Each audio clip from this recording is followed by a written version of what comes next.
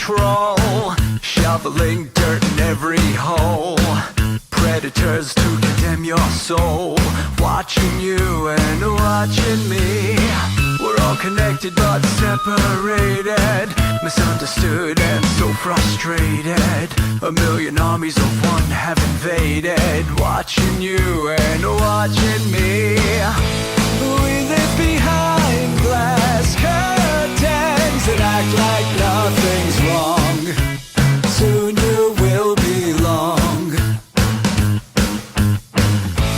I know you're out there somewhere. We've watched you for so long. Wait for you to fall. We'll expose you all. I know you're out there somewhere watching me. The little brother wants to make headlines, be immortalized.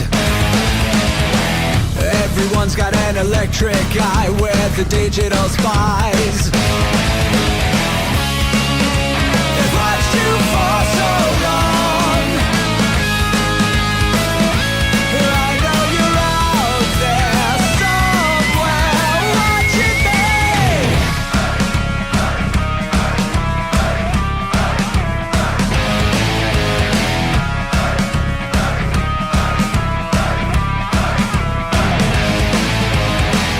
We the people have taken over. We the people are little brother, standing by to dethrone each other, watching you and watching me. Paranoid, the lens is our weapon, desensitized in our lust for attention, democratized by our voyeur obsessions, watching you and watching me. Slaves to perfection, don't let them project you as you are. Feel your every flaw. I know you're out there somewhere. We've watched you for so long. Wait for you to fall. We'll expose you all. I know you're out there somewhere watching me. Little brother wants to make headlines, be immortalized. Everyone's got an electric eye with the digital spies. They've watched you for so long. I know you're out there somewhere watching me.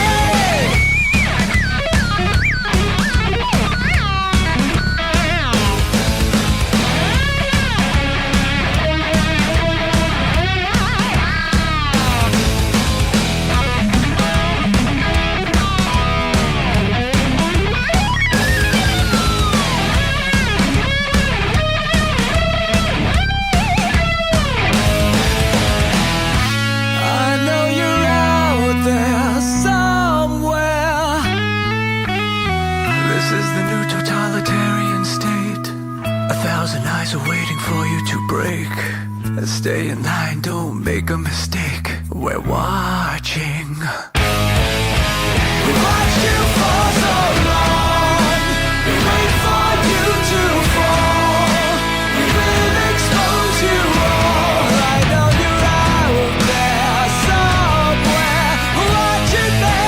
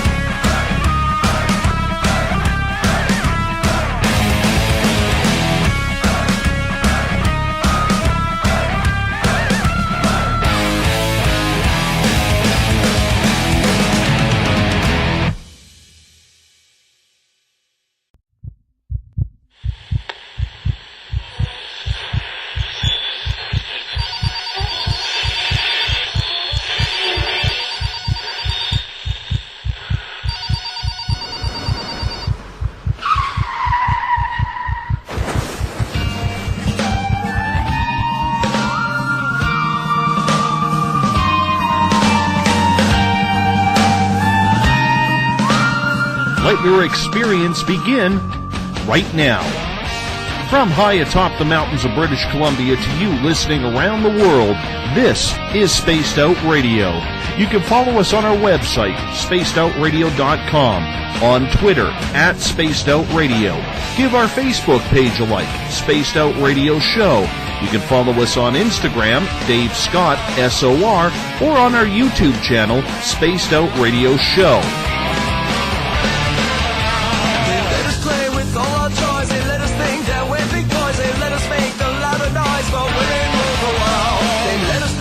Superman, that we're the only ones who can be strong, but we break on command, 'cause women rule the world. Buckle up, space travelers. It's time to go for a ride as we are live on Spaced Out Radio.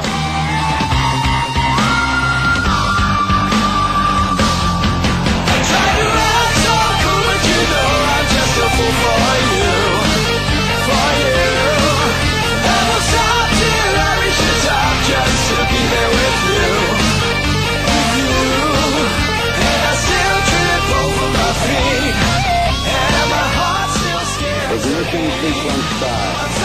6, 5, 4, 3, 2, 1. Said the deeper I go, the deeper I fall.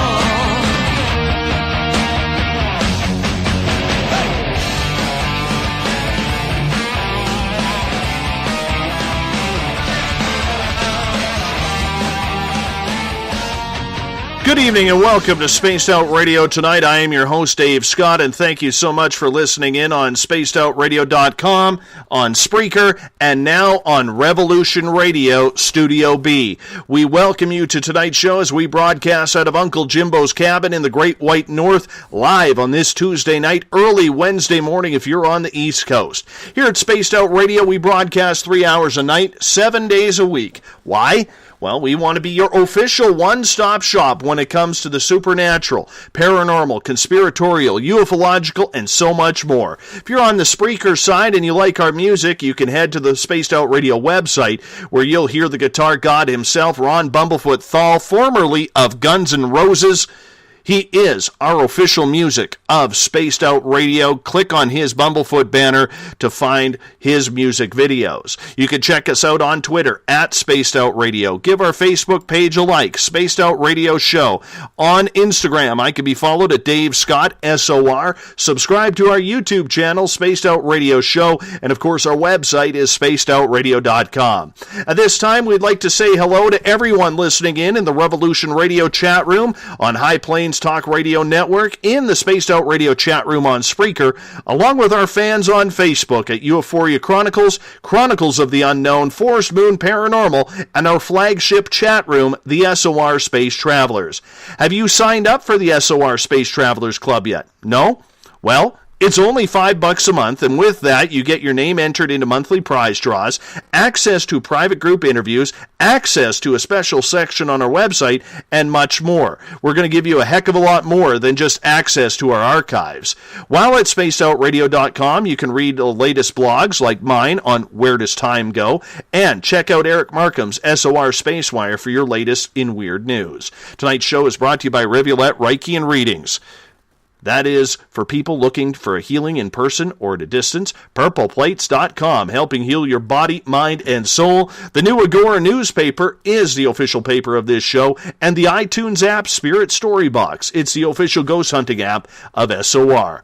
And a reminder, if you are a listener of Revolution Radio, it is the largest non-profit online radio station going right now. Do me a favor. Take the time to go to freedomslips.com and donate today. Every dollar helps. Tonight on Spaced Out Radio, we bring back one of our most requested guests. Samantha Mowat is a bright star shining in a dark sky when it comes to E.T. contact and experiences. As I told Lorian Fenton, Samantha is probably the best unknown E.T. contactee out there right now. And I mean that. Her experiences are often, they're real. I know they're real because I've experienced them personally with her. And the way she eloquently talks about them makes her stories so much more intriguing. Samantha has had ET contact literally since she was a child. Past life regression told her that it started literally when she was still in the crib. Why she was chosen, only her soul truly knows. But Samantha knows her job here is to help people understand their own contact experiences. Sam isn't one of those people who talks about the dark side of aliens or that it's all peace, love, and light. No, she's experienced both sides of the ledger, including being used for hybridization.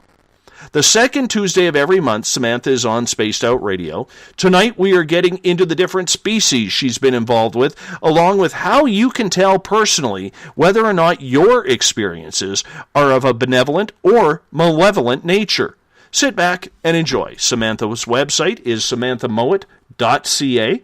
Samantha, always good to have you on the second Tuesday of every month. How are you? Hi, Dave. Hi, everyone. I'm doing pretty well, all things considered. I do have a family member that is going through quite a bit health-wise right now, so I do apologize to anyone who has emailed me or texted me. For the next month, I'm sorry, but I will not be getting back to any clients, but I will do my best to get back to any contactees who are needing assistance. Well, you know what? I can honestly say that the minute I put out the list for the week of what's happening and who's coming on, and the minute your name comes up, and you've only been doing this for 3 months now, but you have absolutely blown away our audience because you hold nothing back. You hold nothing towards anyone. This is your experience. And if people want help, you go for it. If they don't, you don't bother. It's really not a big deal. But we have, as of last night, Samantha, a bunch of new listeners through Revolution Radio, who we have now joined on a syndicated basis, who may not be familiar with you. So why don't you give us a rundown once again of how this all happened to you? Why you? Well, for those of you who don't know anything about me, I'm a clairvoyant psychic and a contactee. I've had the pleasure of being in contact with over 15 groups at this time. One thing that I've come to discover within my own life is the more you work on your psychic abilities, your ability to sense things, be it the energy around you, trust your intuition, really get to know what's going on an energetic level, the more contact you will actually have with multidimensional and extraterrestrial beings, because your field of awareness, your ability to perceive them, interact with them, and communicate with them will grow through the use of your psychic abilities. Your psychic abilities allow for you to go from operating at the dimension that we are predominantly operating within to a further range of dimensions. If you think about it as the light spectrum, most people only see a tiny portion of visible light. Well, when you work on your clairvoyance and begin to see sparks and auras, you see a little bit more. When you begin to work on your clairsentience, you now begin to feel more energy range. Same thing with all the other psychic abilities. Part of what I've come to learn is the more I've worked on my psychic abilities, the more beings I'm in contact with, because I'm able to interact with different energetic ranges. Does that make any sense, Dave? Always makes sense. I've heard the story way too much, but you know what? That's okay, because I'm lucky enough to know you on a personal level. And I have to tell our audience, especially our new listeners with Revolution Radio, that Samantha is as genuine as they come. And she is just one of the most beautiful human beings I've ever met in my life in regards to this field. And she's not expecting anything for it. She's not expecting she doesn't have a book out to promote. She's very much in tune with having to get the message out. And the message is important, isn't it, Samantha? I think it's important that people begin to put one and one together to realize that the whole picture needs many different pieces in order to determine what is truly going on. So yes, it is important. Now, we bring you on the second Tuesday of every month, and it's been, like I said earlier, very successful for us with your addition to the show. How has it been for you in reaction from maybe people who've listened to you on this show, contacted you, or maybe in general? Do you feel a little bit more at ease now that we've done this a few months and that it's easier to get the message out? I do, Dave. It feels very natural. It's kind of like you and I are just having a conversation, and coincidentally other people are able to hear it. It feels quite nice. I'm glad, because it's working for us, and I don't want it to go away, to be honest, but, that's just the way it goes. Now, you are someone who, you take the good with the bad. And that goes with your experiences with human people who may say, oh, you're full of it, nobody has that type of contact. You get it all. How do you keep the strength to keep going when there's so much negativity out there? I'm sorry, but honestly, none of the haters seem to contact me. They don't call me, text me, email me, say it to my face, none of that. Even as I'm back here on the island, anyone that I've talked to about what it is I'm doing, be it with YouTube or with you or anything else, they seem more fascinated to hear what is going on and excited to share their stories. So I'm sorry, but most people that do contact me don't ever say anything negative about it. You're lucky. Do you think you're one of the lucky ones in regards to that then? Because there is a lot of people, and I know just down the road in Kelowna, British Columbia, our Keith Andrews, who also comes on this show once a month to talk about the ET experience. He has taken a lot of heat and a lot of criticism about being outspoken about his own personal experiences. Contact. Yeah, and contact. So do you think that you're just lucky that you're getting away from having to have that, or do you think that you just have enough strength to kind of not even worry about it?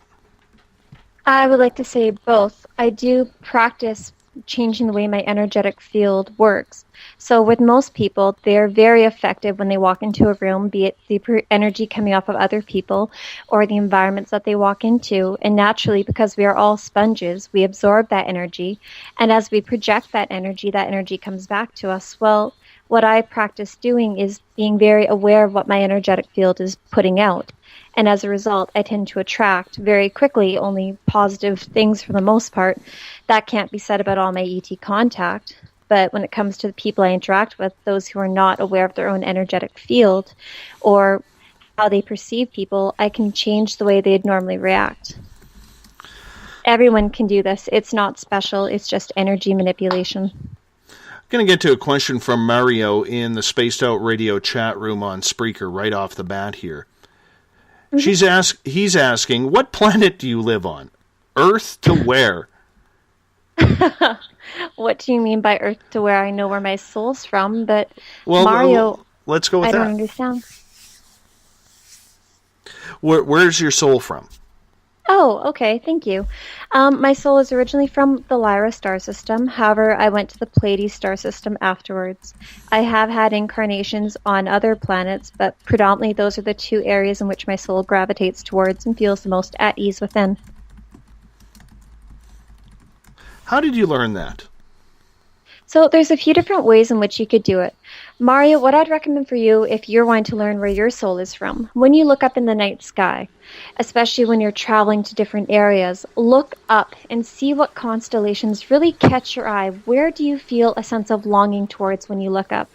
For me, I looked up at the constellation Pleiades for years and I thought, wow, I don't know what it is about looking up at this star system, but my heart would yearn for it. It would feel like it was crying and like I had been dumped here, and I didn't understand for a long time that that was more of my home origin. It was really funny because when I was first actually coming out of the ET closet, so to speak, I met about 5 or 6 people, and every single one of them looked at me and said, wow, you must be Pleiadian. I'm like, and it kept triggering something inside me where I went, why does that feel right? When they say that, why do I have a sense of recognition? It was actually my soul being triggered saying, hey, this is you. This is what you are. You need to remember. And anyway, I came to know it through 2 different things. A dear friend of Dave, Scott, and I's, his name is Johnny Enoch, and he was kind enough to give me a regression before we did Countdown to Contact.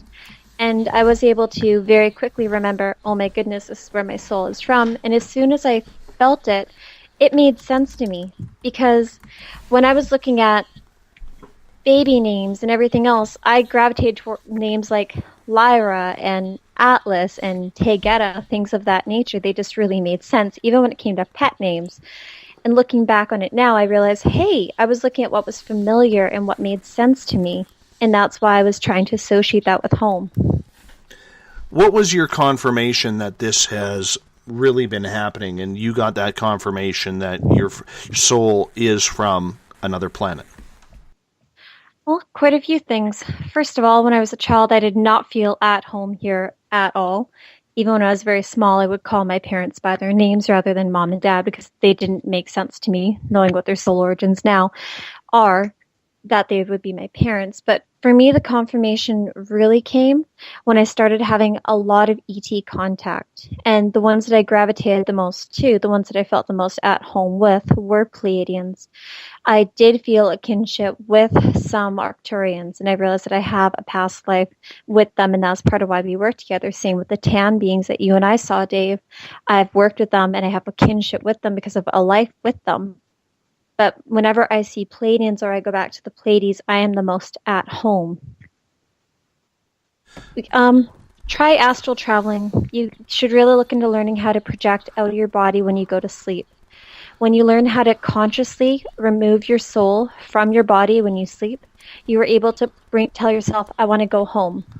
And when you say that, you will go back to your home star system if you're very, very lucky.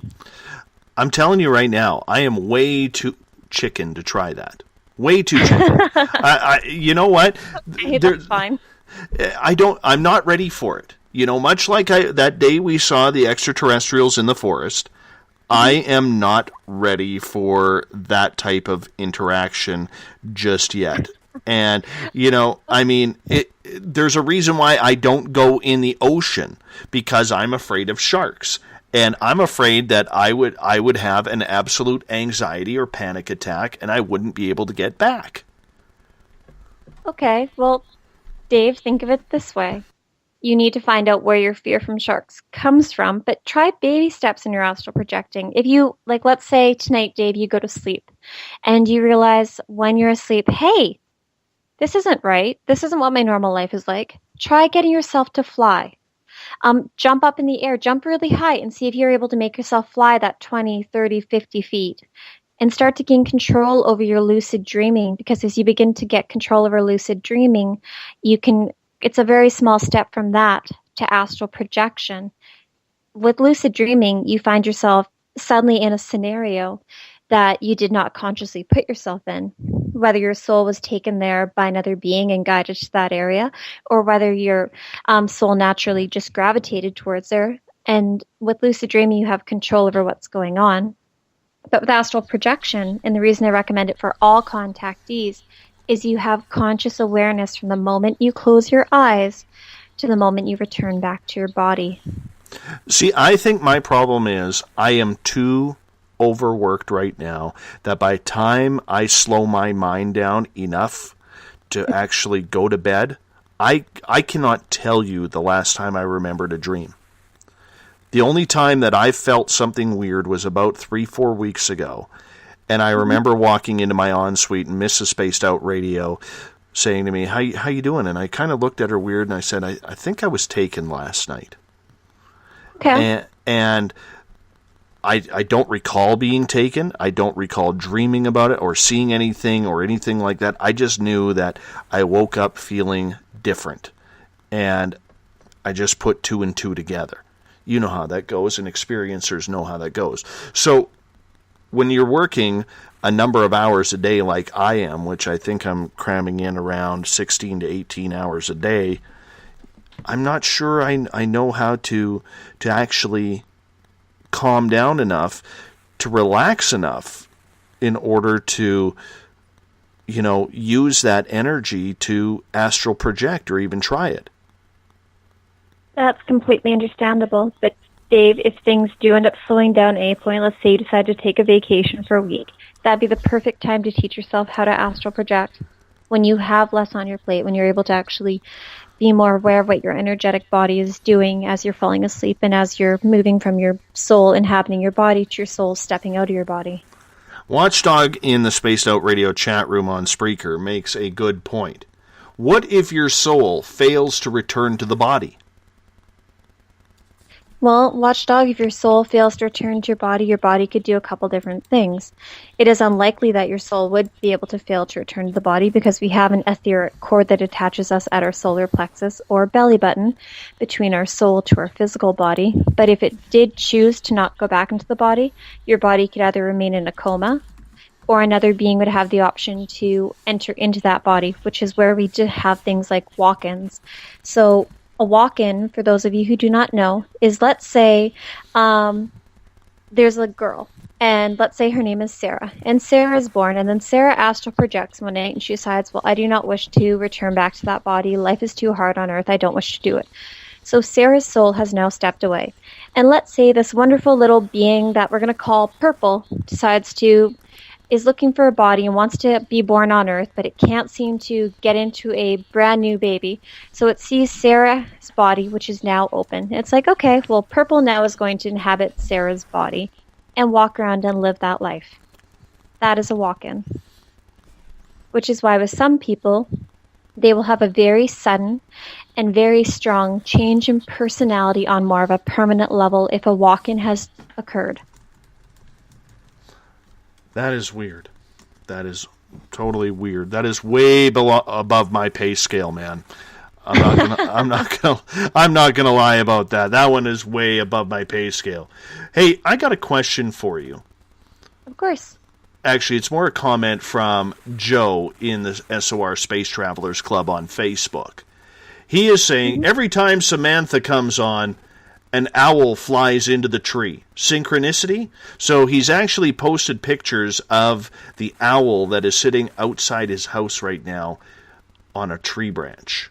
Oh, I love owls. Joe, look at the owl and using your mind, look at the owl and say, hi, are you an extraterrestrial or are you an actual owl? Because sometimes if we have beings that are greys, they can either appear as owls or they can choose to have an energetic relationship with the owl beings and can kind of use them as their eyes from a distance. So Really? Up to you. And you think that wouldn't freak someone out? No? Should it? I know it would for most of man and womankind. Okay, try it. Don't try it. It's up to you, Joe. Well, that's going to be up to Joe. Joe probably will. He does things silently like that. So it's very interesting that you would bring that up because it does seem very, very surreal that every time you're on the air, he gets hounded by owls. Now, I'm a firm believer that Joe is a contactee and just maybe not wanting to admit it yet. That's my opinion. That's okay, Joe. We've all been there. Yeah, including yours truly and you. So, Yeah. Samantha, one of the things that I am very interested in chatting with you tonight about is a personal experience that a person has. Could be you, could be me, or anybody sitting in our audience right now listening in. How do they know whether it is benevolent or malevolent? Because most people take ET contact on a negative level. That's fair.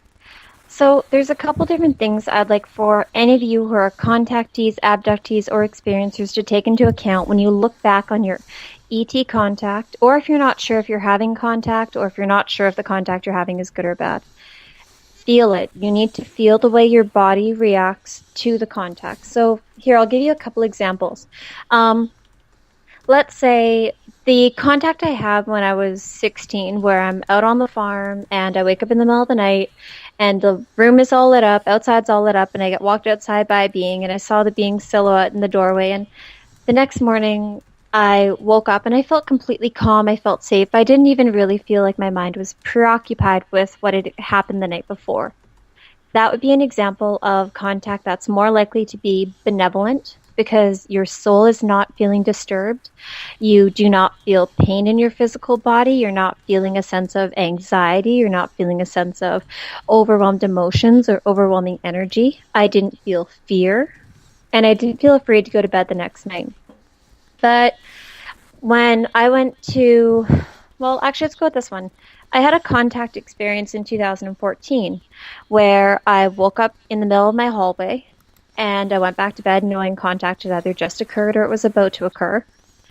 And when I woke up that morning after I had a very intense ET contact, I was shaking, I was crying, I was overwhelmed, I didn't want to deal with contact anymore, I didn't want to deal with whatever beings I had seen that night. To me, that's an indication that something happened that violated my peace of mind, that violated my energy body and was not in my best interest. So you need to look at your experiences and feel, do I feel safe with what has happened? Do I feel calm? Or am I feeling anxiety, sadness, anger? Because your emotions are providing you with information from your subconscious mind about what it is that you may be blocking out. Now, if you're wanting to know, okay, about whether a being's benevolent or malevolent, and the reason I keep going back to feelings for you guys is when you look at yourself, most of you have your clairsentience, which is your ability to feel, your ability to sense whether something is settling within you right or whether it's not resonating. More so developed than your other psychic abilities. So many of you may have a random image in your mind, but you'll discard it because you won't be able to trust your clairvoyance at this time. And that's okay. So when you're having contact, and let's say you wake up in the night and it's 2 o'clock in the morning and you're taking your dog outside for a pee, and you feel like you're being watched and you feel like there's a being, you need to feel, okay, how do I feel right now? Do I feel safe and comfortable? Am I feeling nervous because this is something new? Or am I feeling a sense of coldness? Am I feeling fear? You really need to start breaking down what it is you're feeling because you're reading the energetic signature being emitted by a being or situation, and that is why you're coming to these conclusions. I want to change topics for one moment here because you asked Joe to talk to the owl. And how'd it go, Joe? Okay, this is what Joe typed. He said, yes, he did say hello to the owl, and everything that you said, the owl just looked at him and flew off. Well, Joe, don't be surprised if you have contact tonight. Don't stress. Okay, let's talk about that for a second. If it was an extraterrestrial, would that be because the owl flew off because it was recognized? It could very well be. When you're looking at the owl and you're sending a message from your mind into the owl's mind, you're sending telepathic communication or a direct link between your thoughts and its, which if the owl is acting as a medium for a gray being or another extraterrestrial, then the owl will be acting as a medium, like a telephone line, same thing psychics do. When they're talking to dead people for someone, they're merely acting as a conduit. So yes, it could be directly talking to an ET. And the owl could be flying off if the being feels recognized. Does the owl understand the communication? I would say so. Animals are very smart, much smarter than we give them credit for. The majority of their communication is done through telepathy. We are very primitive with using speech. I'm still shaking and scratching my head literally on the whole telepathic things because I've seen you do it firsthand. And let me tell you, when Samantha is talking telepathically beside you, you know there's an alien around. That's what I'm going to tell you. No, I think I'm used to it by now. I think I'm used to it. But back to the benevolency and the malevolency of the experience. You have experienced both. Do you know Yes. When you're going to have an experience, Samantha? Are you tipped off to it at all? Typically, yes. If it is one of the benevolent groups in which I'm in contact with, they normally give me the courtesy of seeing either one blue butterfly or many blue butterflies throughout the day before contact if it's going to occur that night. I will also feel their energetic signature coming around me if they're going to be coming in the next few hours. It's normally, you'll feel a vibrational change. So let's say I'm feeling more Pleiadian energy around me. Well, that's typically going to feel very, in a sense, the best way to describe it is kind of elven. It is wise. It does still have a human element to it. It feels like it's almost like an older sibling is how I would describe it. But let's say I'm feeling more mantis energy around me. Well, it tends to feel very healing, very analytical, very scientific. It feels almost like a science teacher or someone who's very passionate about medicine. Do you know how when you go to a doctor, how a lot of doctors have the same vibe or energy feel? Yes. How they just kind of feel like doctors? Yes. And you know how when you go to, let's say, a lawyer, and you talk to them, how they feel like they're more studious and aware and attention detailed. How you can just kind of feel the different energy in them based upon where their mind is focused. It's similar to that in the sense that the collective consciousnesses within, whether it's Pleiadians or Andromedans or Arcturians or anything, even reptilians, they tend to have a slightly different energetic signature from the other groups. Yet within those groups, you can feel the energy difference of the individual compared to the group. I hope that explains it well. But, sorry, getting back to your question of whether I'm tipped off beforehand, benevolent groups, yes. Some groups that are more just curious about me or what it is that's happening, or who are just, let's just say, unexpected visitors, won't give me a heads up beforehand. And when you get those unexpected visitors, does it worry you? Do you just go with the flow? Necessarily. Typically, I try to go with the flow, but if it's 2:00 in the morning, like this morning, and I'm taking my dog out for a pee, and the entire property is dead silent, and you're not really hearing crickets, and there's no vehicles going down the highway, and you could feel something, and you know that it's a variety of gray, and you just don't want to deal with it, then for me, it's a go away. I'm in no mood. I'm tired. I have no problem saying that to the different beings, be it out loud or in my head to their mind. So, do you have that much control, or does human contact have that much control in to be able to tell them, no, I'm not wanting contact at this time, or I'm not wanting contact right now? Because I'm thinking if you have a question mark on a being or a malevolent being, they're not really going to care about your schedule. They're not going to look at their clock, at their wrist for their watch and say, well, Sam's in the shower right now. And, Oh, I hate it when they do that. Sorry. Well, Dave, that's the thing. Most people are not aware of their sovereignty. They're not aware of their soul contracts, and they're not aware of their own, let's say, metaphysical capabilities. And because they are unaware of their own capabilities, most beings, if they're malevolent in nature, will not deem them as a threat because they will play on the human's energetic resonance and vibration to create fear within them. Because when we turn towards fear, our energy body actually gets, yes, it produces more of that fear vibration, but the energy body, your aura, tends to shrink and go quite small and dense. And when our energy does that, we are not able to control a wide energetic range around us. So go ahead, please. Okay. So when you're looking at the way our energy works, all of us have an aura. We all have energy being emitted from our chakras or from our energy body going outward in almost like a toroidal flow. So think of it as being like a giant egg around your body, going from inwards, outwards continually. If you turn towards fear, your energy not only gets smaller and denser, but you are not able to control much of the area around you. And because you can't control a wide area around you, you're not able to push beings away with your mind or with your energy fields. You're not able to have control over what is going on.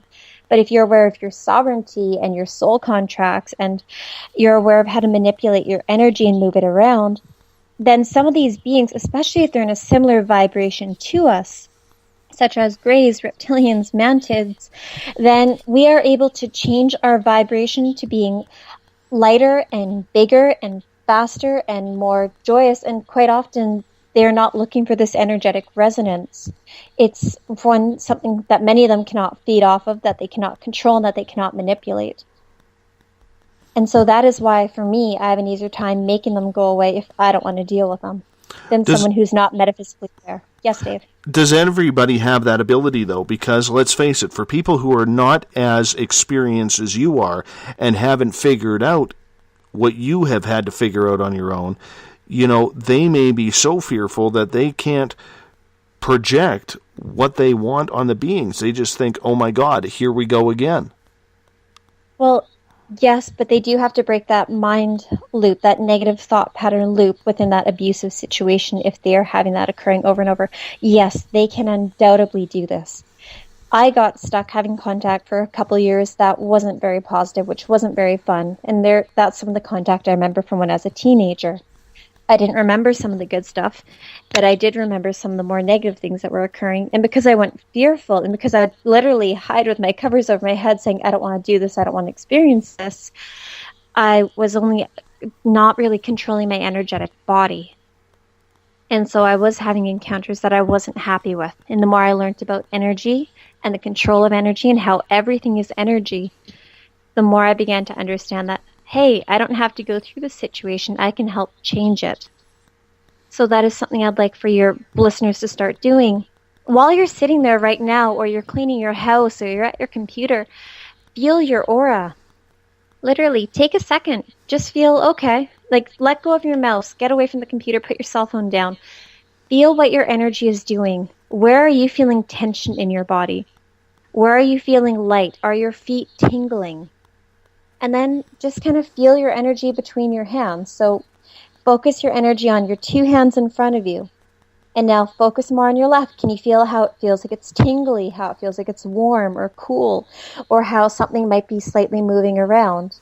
And then if you take your left hand and your right hand and you put your fingers straight and you bring your hands together like you're about to clap them, but you have like an inch or 2 inches space between the two, can you feel almost like a heat resonance or like movement between your hands?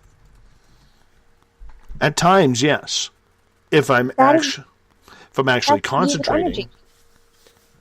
But start doing stuff like that when you're just sitting at your computer and you're just watching something on YouTube, or if you're watching Netflix. Just start feeling your energy.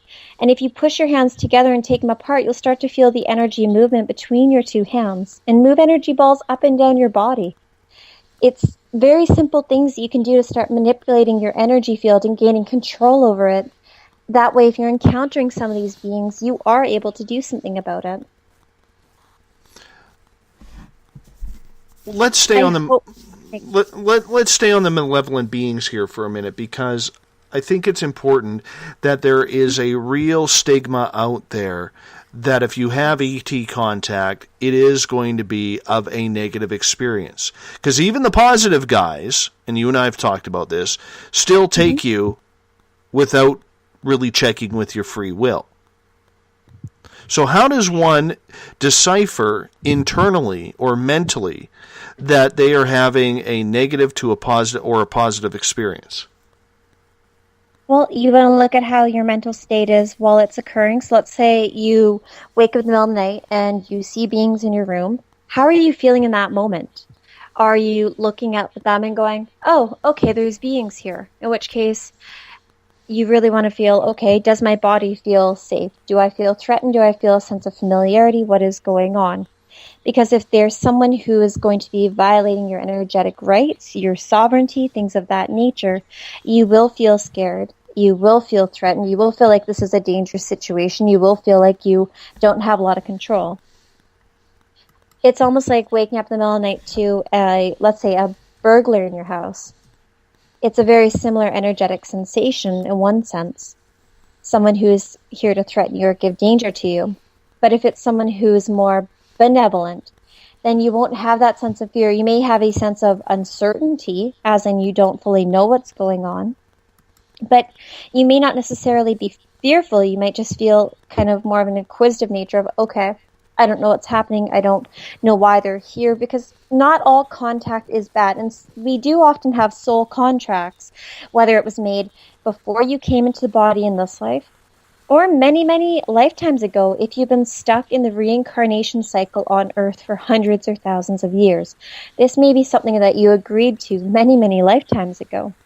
And so contact for a lot of people is these beings coming and checking in on them lifetime after lifetime, literally following where their soul is going, either through a genetic lineage or through the soul's lineage throughout the different places in the world.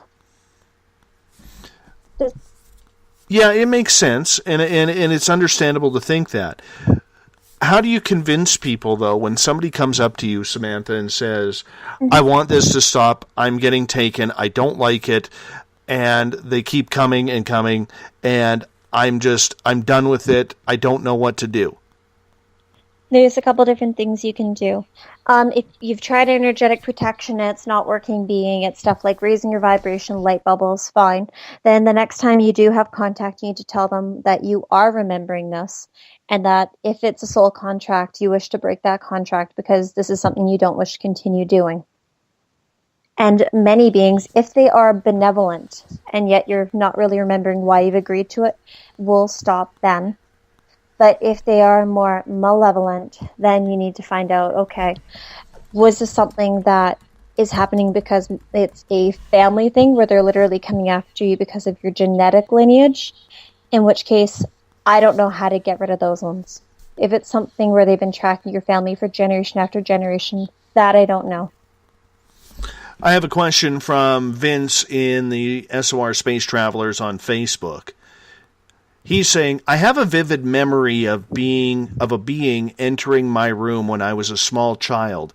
Its features somewhat resembled the Greys, although at the time I referred to it as the Blue Boy. I haven't encountered this being since. Samantha, do you know how I might be able to contact the Blue Boy again?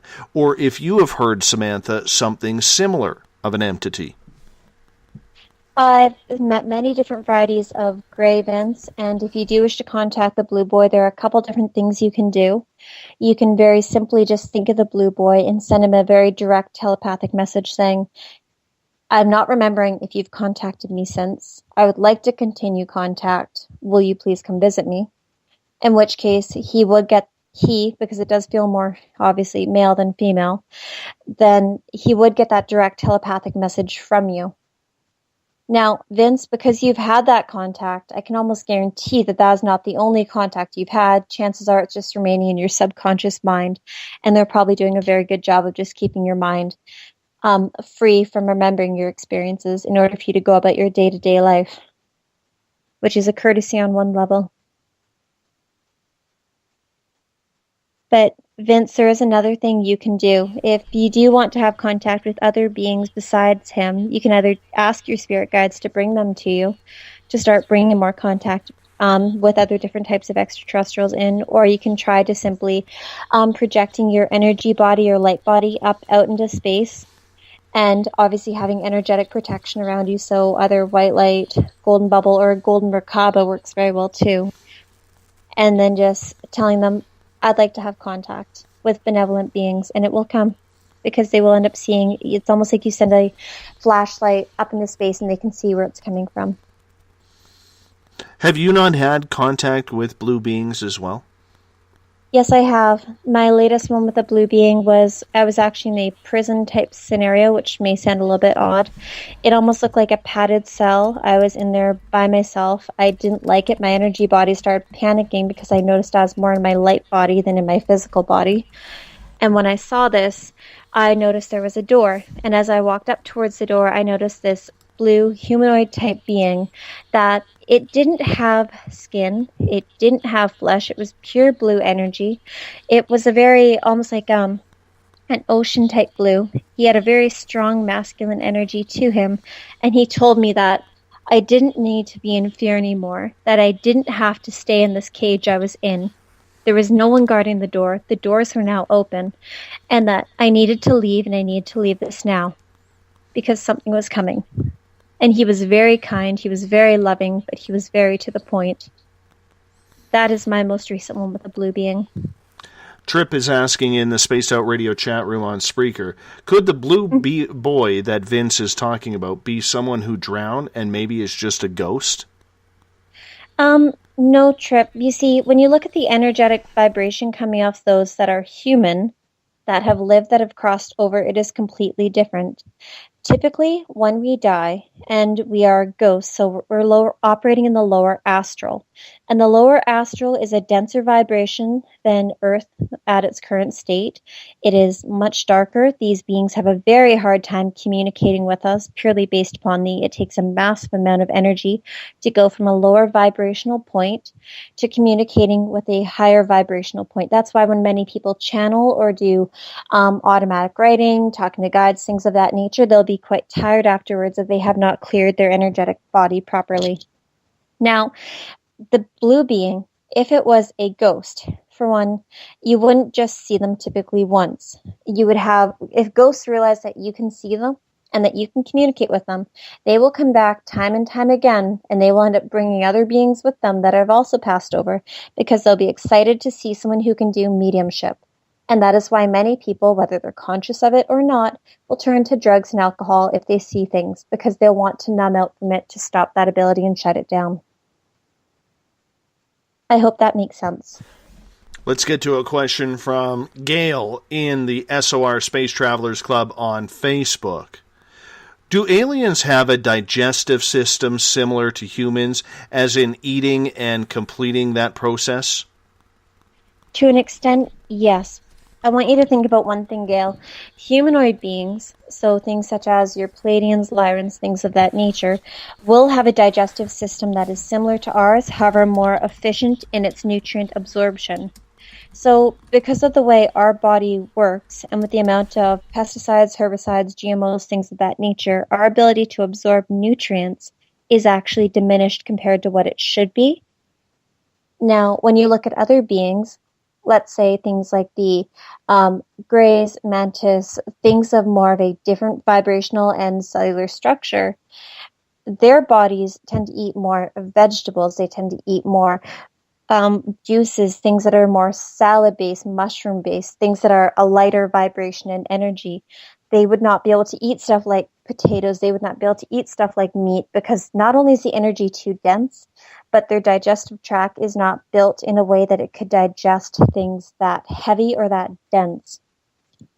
Now, when you look at things like reptilians, they're a very interesting being because they are omnivores like humans. Although they are able to eat things on an energetic level, they do require food as well. So yes, many of them do like meat, but some of them are more vegetarian. It depends upon what is going on in that being and what area they're from. From what I've understood, light beings don't require food. They pull energy from the area around them, which is very interesting and something they keep telling me that we are able to do, but we just don't remember how. So that is something I'm striving to do in this lifetime. Do you struggle with that, Samantha? I have no appetite, Dave, most of the time. I don't feel the need to eat. I have to remind myself to eat. So, no, it's something I want to be able to do before I'm 40 or 50, and I don't think I'll have a problem doing it. Well, I've seen you. You're tiny. You're very tiny. You're very tiny. Do you think that that's because of your bloodline connection to extraterrestrials? Because, let's face it, most greys are very tiny. Most ETs are tiny, tiny beings. And I'm saying physically tiny. You don't see a lot of overweight, 450-pound obese aliens running around their spaceships or on the ground with a hamburger in their hands. You just don't see that. No, Dave, but their bodies also tend to urinate out the extra nutrients and extra calories that they don't require. Our food doesn't work that way. And I'm also smaller now than I was about 10 years ago, purely based upon a parasite. But no, I don't. I am tiny, and yes, it does have in part to do with what my soul is. But it's different in one sense, because I can't handle the vibration of things like meat. I can't handle eating stuff like seafood. My body will start feeling ill from it. Same with stuff like, even if I eat a lot of potatoes or French fries, then my body starts to feel like this is too heavy. I don't like this food. It is pushing me to go raw vegan, because I'll be able to get to a very healthy, very happy body weight and energy level. It all comes down to diet, does it not? Because yes, it does. Why are so many extraterrestrials, and we've had our Keith Andrews on here before, and yes, and Keith has said many times there are there are beings out there that like to use humans as the main course. But they don't like apparently the overweight ones. So they have more chemicals. I'm safe right now. So if you don't want to be abducted, eat more McDonald's and processed foods. That's what Keith and Samantha are saying. It's not a matter of being abducted, Dave, if you really look at it quite honestly. If they like your body and they like your energetic signature and they like your family, they will end up following you up until a certain weight point. But realistically, if they are having contact with you from the time you're a child and they all of a sudden stop when you're 30, you have to stop and ask yourself, okay, why are they no longer interested? Okay, so the ETs that you have talked to, what do they eat? Typically, a lot of fruit, a lot of vegetables, a lot of high vibrational food. I've seen a lot of drinking. I don't see a lot of eating. Because I'll be honest, I'm getting sick and tired of drinking water. Mrs. Spaced Out Radio has me on this diet because she's like losing weight. It's like coming off of her like anything every day. It's a transformation. Oh, she's so beautiful. Yes, she is. Yes, she is. You know what? It's definitely, our relationship is definitely Beauty and the Beast. But I mean, only I'm allowed to call her the Beast, right? So, so the whole point is, you know, as blasphemous Buddha says in Revolution Radio, I'm on a seafood diet. I see food, I eat it. Yes, I will never turn down a good pizza or something along those lines, even though now it gives me heartburn. But I can honestly say, as I reel this back in, since I have started having my experiences, I noticed that there's a lot of foods now that I can't eat. For instance, I love pizza. I mean, who doesn't like pizza? But there are certain pizzas now I can't eat because I get heartburn. Very bad heartburn. I noticed that I can't eat a lot of beef or dead cow because I can have, like, the odd time I can have a steak, okay, or I can have a little bit of hamburger if I want tacos or something along those lines. But it seems like the red meat isn't sitting with me well much anymore. Pasta doesn't sit well with me anymore. No, definitely not. But Dave, you'll notice a difference between organic versus non-organic in the vibrational difference in the way your body responds to it. I know that with my family, they don't seem to have a problem with organic meat, but that's because of their soul origins. But the chemicalized meat, the unhappy meat, so stuff from factory farms, things that aren't fed actually grass, they're fed grain, and they're fed very, let's say, weight-gaining but not high-nutrient food while they're alive, makes them sick. So there is an energetic resonance and an energetic understanding that your body is picking up on. Because as a consciousness, collectively, humanity is raising in vibration. We are going from one energetic frequency, and we're getting higher. That is part of the reason why we're seeing so many deaths at this time, why we're having a lot of people passing on, because the energy of Earth is shifting. And it's unfortunate. Yes. We only have a couple minutes here before we got to take our first break of the night. Mm-hmm. I think Gail brings up a very good point at the SOR Space Travelers Club on Facebook. Do they like treats? Like, do they spoil themselves? I mean, there's so many good treats out there. I mean, who doesn't like a cream soda Slurpee? Who doesn't like... Me. Well, sorry. You're different. You know, but like she's eating strawberry Twizzlers, licorice tonight. That's phenomenal. You know, or something, you know, ice cream. How can you say no to ice cream? Ice cream just is filled with happily goodness. Well, Dave, you got to remember what we consider to be a treat would not necessarily be what they consider food or what they consider to be something they'd want to put in their body, because many extraterrestrials and multidimensionals are aware of the energetic vibration within their food. So let's say, Gail, when it came to your strawberry Twizzlers or to your ice cream, if you actually feel the vibration that's coming out of it, you would feel it in your hand before it even went into your body, and you'd feel, okay, is this a vibration I want to hold on to for the next 6 hours? Because for many of you, I imagine you're probably quite like me, where if you have something, like let's say you go to your local coffee shop and you have a coffee, within a half hour, you may feel like you're angry or short-tempered. Are we at a break?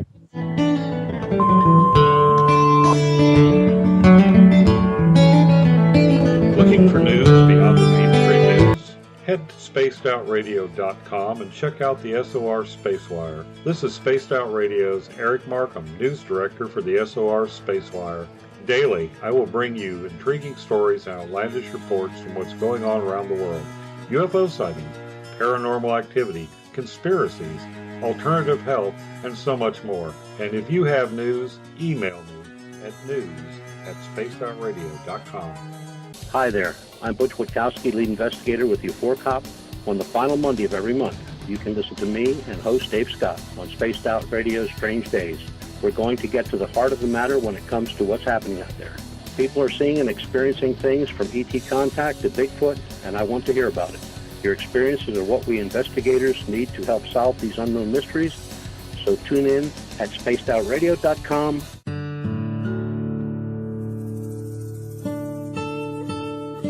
Greetings and salutations, space travelers, from the Chronicles of the Unknown team. What is Chronicles of the Unknown? I keep hearing about this thing. It's a new paranormal reality TV show based right here in beautiful British Columbia, Canada. Follow our team as we uncover claims of activity on the Caribou Gold Rush Trail. You can also follow us here every third Monday, where 2 members of our team will be available to answer your questions. Have you ever wondered about those weird and strange creatures people have reported throughout history? Do you wonder if those stories are real? Me too, and that's why I started Cryptopia.us. Hey, this is Rob Morphy, crypto historian. Join me once a month on Spaced Out Radio with Dave Scott, where we will get into the odd and bizarre reports, from the Dover Demon to hairy hominids and everything in between. I will break down what people like you and me are seeing at spacedoutradio.com. Visit purpleplates.com today. For over 40 years, the Purple Energy Plates have been delivering amazing results for their many customers. Inspired by the great genius Nikola Tesla, the harmony, healing, and energetic effects of the plates have proven over and over to be beneficial and often miraculous to thousands of customers. With their money-back guarantee and the many benefits, how can you afford not to get one? Check their site for daily specials and choose from their many energy products. You won't be sorry. Visit them today at purpleplates.com for mind, body, and spirit, and expect a miracle. Strange creatures lurking in the night, the sounds of wood knocking in the forest, odd happenings right out of a fictional world. These are the reports I love. Hi there, this is author Ronald Murphy, and I would love it if you join me and Spaced Out Radio host Dave Scott the second Wednesday of every month on our journey into the unknown land of cryptozoology at spacedoutradio.com. From Mothman to Frogman and everything in between. Hey, they don't call me the crypto guru for nothing. Are you interested in advertising on Spaced Out Radio? Head to our website at spacedoutradio.com and click on our advertising tab. There, you will find an assortment of ways you can get your product out there with us, from radio commercials to banners and social media. Have a product you like our hosts to endorse? We can do that too. Visit spacedoutradio.com for more details. From British Columbia to Northern California, Pacific North Weird has Cascadia covered. Check out our feature videos at spacedoutradio.com, where I, Vincent Zunza, and my super sleuth partner Alexandra Sullivan track down the weird and strange stories from around the Pacific Northwest, from Bigfoot to Mel's Hole and everything in between. This is what makes life exciting. So why report the normal when we can report the Pacific North Weird right here at spacedoutradio.com. Oh, there's only one way to rock. Loud and proud. In high definition. Radio 702 rocks. Las Vegas. Have you ever had an extraterrestrial experience? One you just couldn't explain? Well, maybe I can help. Hello, I am Samantha Mowat. On the second Tuesday of each month, I will join Dave Scott on Spaced Out Radio to bring a human aspect to ET contact. It's something I've lived with my entire life, and I'd love to help you understand. Let's share our experiences. The E.T. Experience, the second Tuesday of each month, only on Spaced Out Radio. Hi there, this is Jolene with Revealette Reiki and Readings, and I want you to relax. Let me help you chill out and get in touch with your body, mind, and soul. In this busy world, sometimes we need to let go, and this is where I can help. Visit my website, revealetteRndr.wix.com/Revealette Every Saturday and Sunday night, as Dave Scott wanders aimlessly in the wilderness. You can come hang out with me, James Tyson, in Spaced Out Weekend. Starting at 9 p.m. Pacific, midnight Eastern, I'll take you along as we talk with some of the best experts in their fields. SpacedOutRadio.com is the place to find us.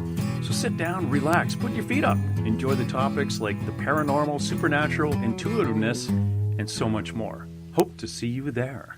Hi there, this is your psychic medium, Joanna, and I would love it if you would join us every other Sunday on Spaced Out Weekend. With host James Tyson, we'll bring you personal psychic messages on two mediums and a large. Questions about love, life, career changes. We would love it if you would come and join us live.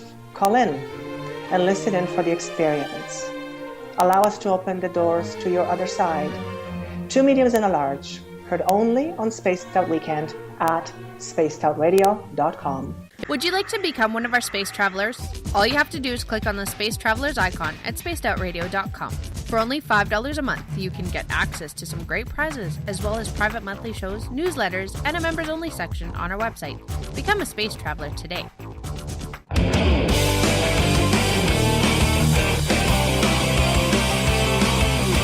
Do you have a topic or a guest that you'd like to hear on Spaced Out Radio? Let us know at spacedoutradio.com, where you can sign up to become a Space Traveler member today. Or you can find us on Twitter at Spaced Out Radio and on our Facebook page, Spaced Out Radio Show. Welcome back to Spaced Out Radio tonight. I am your host, Dave Scott. Good to have you with us. If you're listening in on Revolution Radio, the Spaced Out Radio chat room on Spreaker, or the SOR Space Travelers Club, good to have you with us. If you're in the Space Travelers Club, Bill Cardwell has set the password for tonight. Transmundane is the password you use.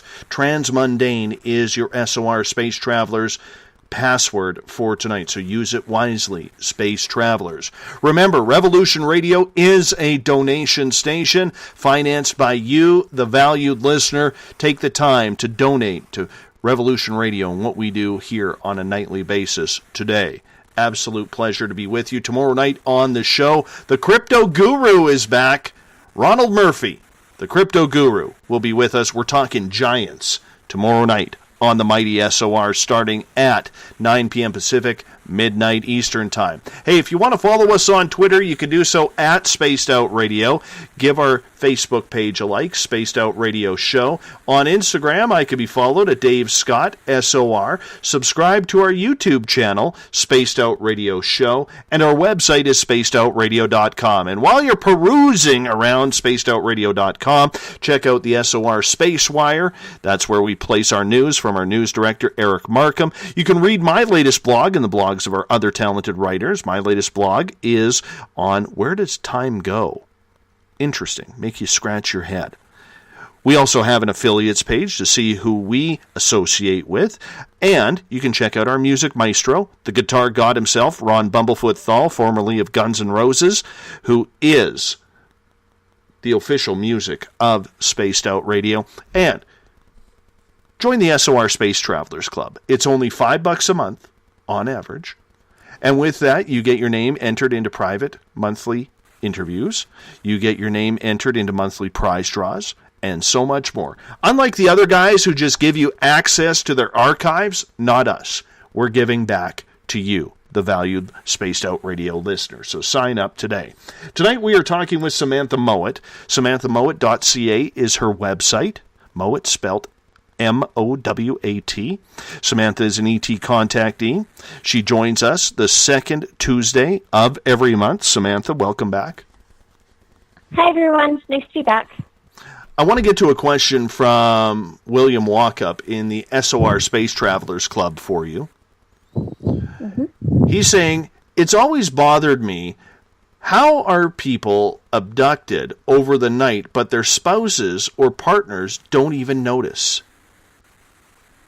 Well, William, there's a couple different ways in which abduction can take place. The first of which would be physical, the second of which being astrally. If someone is taken physically, then let's say that you're lying in bed, William, and your spouse is beside you. They can either change the energetic frequency of your spouse, be it telepathically direct the energy towards them so that they maintain sleeping, or use some sort of energetic device to hold a frequency where they remain in a sleep-type state. That is also why parents may not notice if their children are being abducted by ETs. Now, if they were to take you astrally, then your spouse would just see your sleeping body being beside you or being beside them and not even notice that your astral body was taken to another planet or onto craft or things of that nature. Those are the two ways in which someone can be taken. I know there's been times where Mrs. Spaced Out Radio has been taken, and I haven't even known about it. And then she wakes up, did you realize what went on last night? And I'm like, no, I was sleeping. Mm-hmm. If they're taking one of a couple, does that mean that the other half of the couple will eventually get taken if they haven't? Typically, yes, unless, let's say, you're dating someone, and let's say you've had contact your entire life. Well, if you do not have children with that person, and you're just in a connected relationship with them, and that person has never had contact, well, the beings you're with may not necessarily be interested in that person. They may not be interested in their lineage, or their soul, or even their agreements on Earth.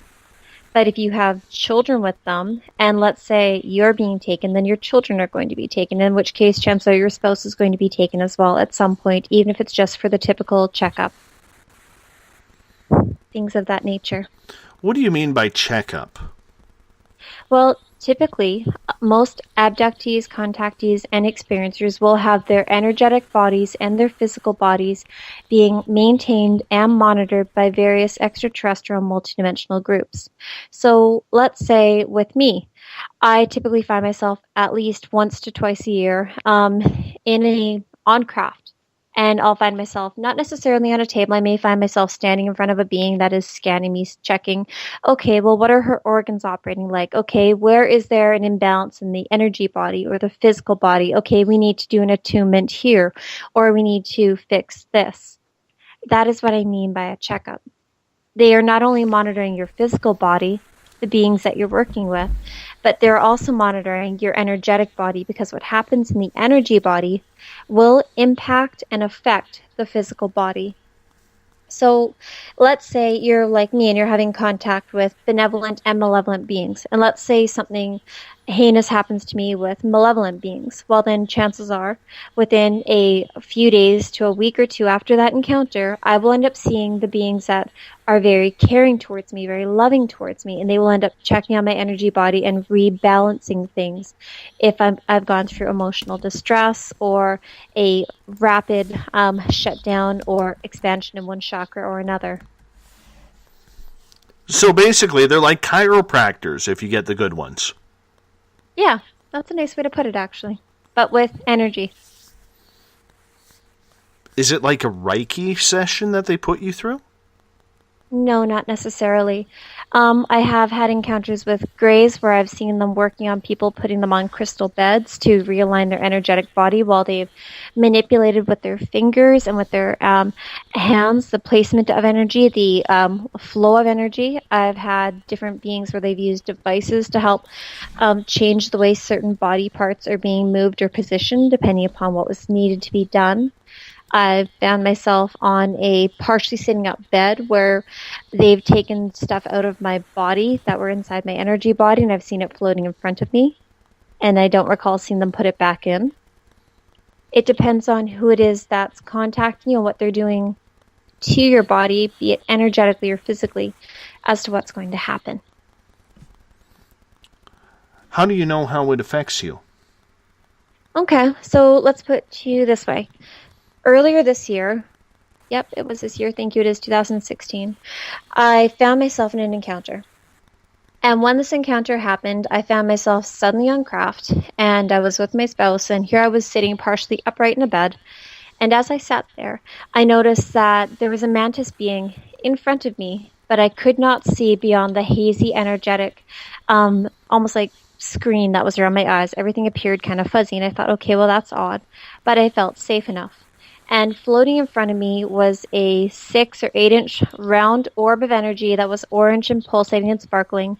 And as I looked at it, I knew that this was an energetic portion of me. It felt like a child that had been taken out of me. But they said that it was not going to be able to survive to term, so they didn't see the point in me carrying on having it. And I felt very comfortable with this. And while they were doing this, they said, it's okay, we've taken it out, and now we're just going to balance your energy. So for me the next day, I did have cramping. I had discomfort when it came to my next period. It felt very heavy, very bloody, very sorry for the graphic details. I really am. Things of that nature. It was quite cloddy. And I knew that, okay, well, this is just my physical body readjusting to what it is they had done to my energetic body.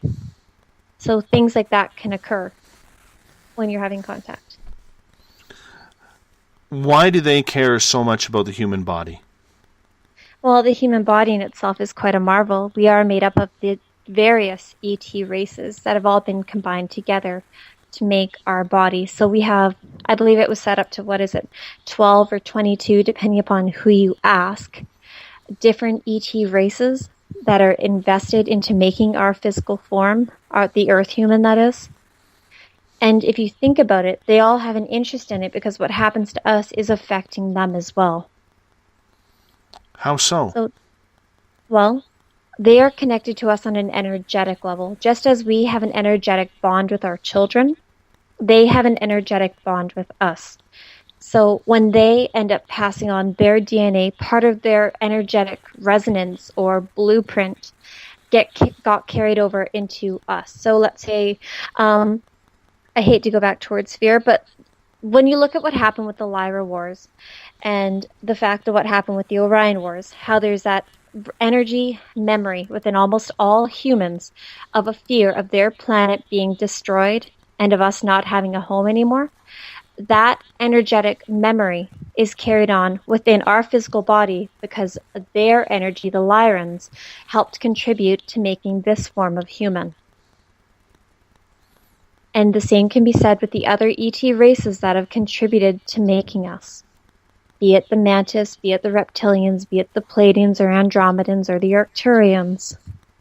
What they have contributed and what their societies and cultures have gone through prior to when they ended up donating their DNA to create us, we have that memory locked within our DNA. And that is why, as a society, we have a lot to work through, and why certain groups have more tendencies and fears towards certain activities than others. How many different species do you think that you have been in contact with over your lifetime? More than 15. And that's just off the top of my head. Those are the ones I consciously recall. When you look back on everything, mm-hmm. Does it surprise you that so many different species have come around? No, not at all. How did it start for you? Well, for one, as many of you are very well aware, contact is a family affair. So it is something that has been occurring within my family on both sides as far back as I've found out. So at least back to my grandparents on either side. Now, for me, how it started was in very simple things. I can remember when I was very small, so 4, 5, 6, not just feeling energetic beings outside my window at night, but seeing them waking up in the night, seeing stuff that looks like, okay, well, why is there a clown in my room? Okay, why is there this gray type little being in my room? Okay, why am I seeing my brother and everyone else is telling me that there's no one there? Things like that are what happened to me when I was quite small. That is more so how it starts. It's more of your clairvoyance and seeing on a multidimensional level. But like almost all children, I shut it down for a while, which many of you have as well. It's just a matter of opening it back up again. I have a couple questions coming in from the audience. Let's get to Watchdogs in the SOR or in the Space Out Radio chat room on Spreaker. Can one have contact most of their life and not even know about it? I would say yes. You may have what is known as either screen memories, or you can have a faint inclination. Like, let's say Watchdog, you were to just have a very strong feeling of, okay, I'm really fascinated by ETs, but I don't remember having contact, but for some reason my mind is obsessive towards it. That can be an indication that you've had contact, but you're just not consciously recalling what it is that has occurred. Now, when I say screen memories, I'm talking about having the, let's say you're riding your bicycle and you're a kid and you're going down a country road because you're going to go fishing. And then all of a sudden you find yourself, it feels like you've literally just turned around and it's several hours later and the sun is setting and you have all your fishing stuff in hand, but you don't recall doing any fishing that day. But when you think back to days later, you go, okay, well, I remember talking to some people, some funny looking people, but you don't really remember much detail about what it is that occurred. You can just have a funny sensation or images in your mind that don't really add up to what it is that should have occurred. That is what I mean when I say screen memory, things of that nature. Mr. Rowe is asking in Revolution Radio's chat room, saying, I have had an encounter with something malevolent with red eyes in my room. Also a lot of encounters with the Shadow and Hat Men. Have you had any experience with either Shadow people or the Hat Man? I've met shadow beings, but I've not seen any Hat Men. When I've seen shadow beings, it's been odd because typically I've encountered them more on an astral level rather than in my physical body. So when I say astral level, it means you're astral projecting out somewhere. Now, when I saw it, I was with coincidentally, the woman that owned the property that you and I had our encounter with, Dave. And I saw her, and we were together, and we were walking, and we were in this forested section. And all of a sudden, I looked up, and she looked up, and we noticed these crows, and all of a sudden, they're going crazy. And the next thing that we noticed was this giant, black, shadowy energy that was all one unit coming towards us.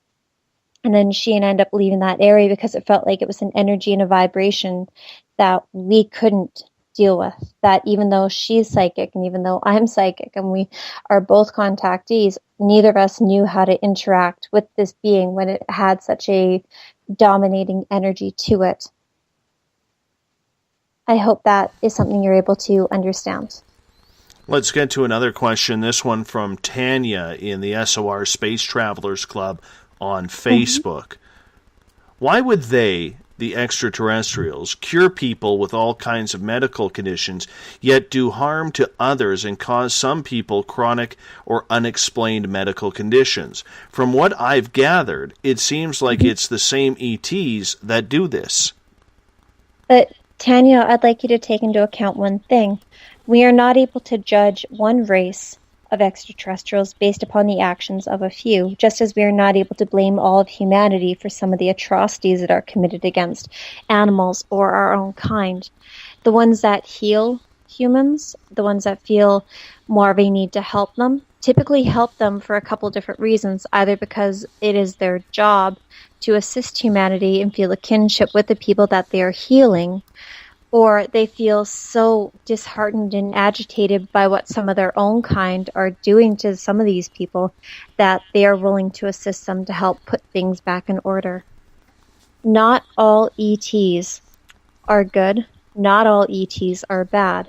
You literally cannot paint them with one brush and say, well, all aliens are bad, because no, that is just, in my opinion, that is racism, just as much as saying any of the other racist slurs out there. But are there certain groups out there that you may know of or have heard of that do both? Yes, I've met good and bad reptilians. I've met good and bad Pleiadians. I've met good and bad Greys. And good and bad Mantis. And you literally cannot paint them with the same brush, because some people are like, oh, well, all reptilians are bad. Well, no, I've had a couple of them were actually quite lovely towards me and seemed rather disgruntled that some of their own kind would be threatening towards me. Yet I've met other ones of them who have assaulted me or hurt me or have threatened me. So really, you can't look at them and go, okay, well, the one that was nice to was just manipulating you. Well, no, his energy wasn't manipulative. His energy was genuinely concerned. And when I say Pleiadians being good and Pleiadians being bad, well, in one of my encounters, I saw a Pleiadian male literally betraying his own kind and opening up a form of locking system so that these bad ones could get in. So you literally cannot say that any group is good or bad. You have to judge them on an individual basis. Let's get to another question, this one from William in the SOR Space Travelers Club on Facebook. Are our astral bodies connected to our physical body? If our astral body is damaged, would it be apparent in our physical body and vice versa? So if we had cancer, would our astral body also be affected? No. If the physical body has cancer and is a manifestation of the physical body but not the astral body, then the astral body would not have the same impairments as the physical body. However, if you are damaged with your astral body, it can manifest into the physical body. Yes, they are very connected. I would like you to think of it this way. We are a soul inhabiting a body. So yes, we are an energy being that is literally residing within a body, and that's why I'd like for all of you to talk to your body if you're having issues, especially illness, asking your body, okay, well, what's it going to take to heal this? Body, what are you trying to tell me, or what is it you want me to do? Because your body will respond to you. So that is one thing to really take into account. But when I say things like cancer or physical disabilities do not apply to your astral body. One of my cousins-in-law, he was paralyzed from the neck down in a quadding accident, and I've seen him quite a few times while astral projecting where he's walking around. So for me, that was a very good indication that, okay, a physical paralysis will not affect the astral projection. Same with my deceased grandmother. When she was still alive, I would often see her while astral projecting, walking around the house. So that those two experiences taught me that, okay, physical illness will not affect the astral body. However, it was not until I got assaulted when I was in Hawaii by that one reptilian being that I learned that, okay, things that happen in your astral body can affect your physical body. Because when he hurt me, I'm sorry to go back to this again, but my vagina was bleeding the next day. It was sore for a week. I had scratches on my legs. I had bruises on my legs, things that were not there when I went to bed. Things that should not have been there were there when I woke up because of what happened in my astral body. Lioness in the Revolution Radio chat room has a question. I have heard that sleep paralysis can be related to abduction. Samantha, what do you think of that? I've never experienced sleep paralysis, so I'm sorry, Lioness, but I'm not able to answer that one. Based upon my speculation, it could be, depending upon the groups you're encountering. They are mentally able to project suggestions or thoughts into our mind, and that can determine what our body does. So, in one sense, theoretically, yes, they could do that. JJ is asking in Revolution Radio, do you know if you have Rh negative blood? I do have Rh negative blood, yes. Do you think there's a tie? Or do you think that's... Yes, definitely. Most of the contactees I know are Rh negative. Let's get to another question here because they are piling up. Mario in the Spaced Out Radio chat room is asking, there are some people who believe some aliens can be repelled by the Lord's Prayer. What is your opinion on that, Samantha? Does it work on some or any of the aliens? And are you now speaking with an alien on a one-to-one basis?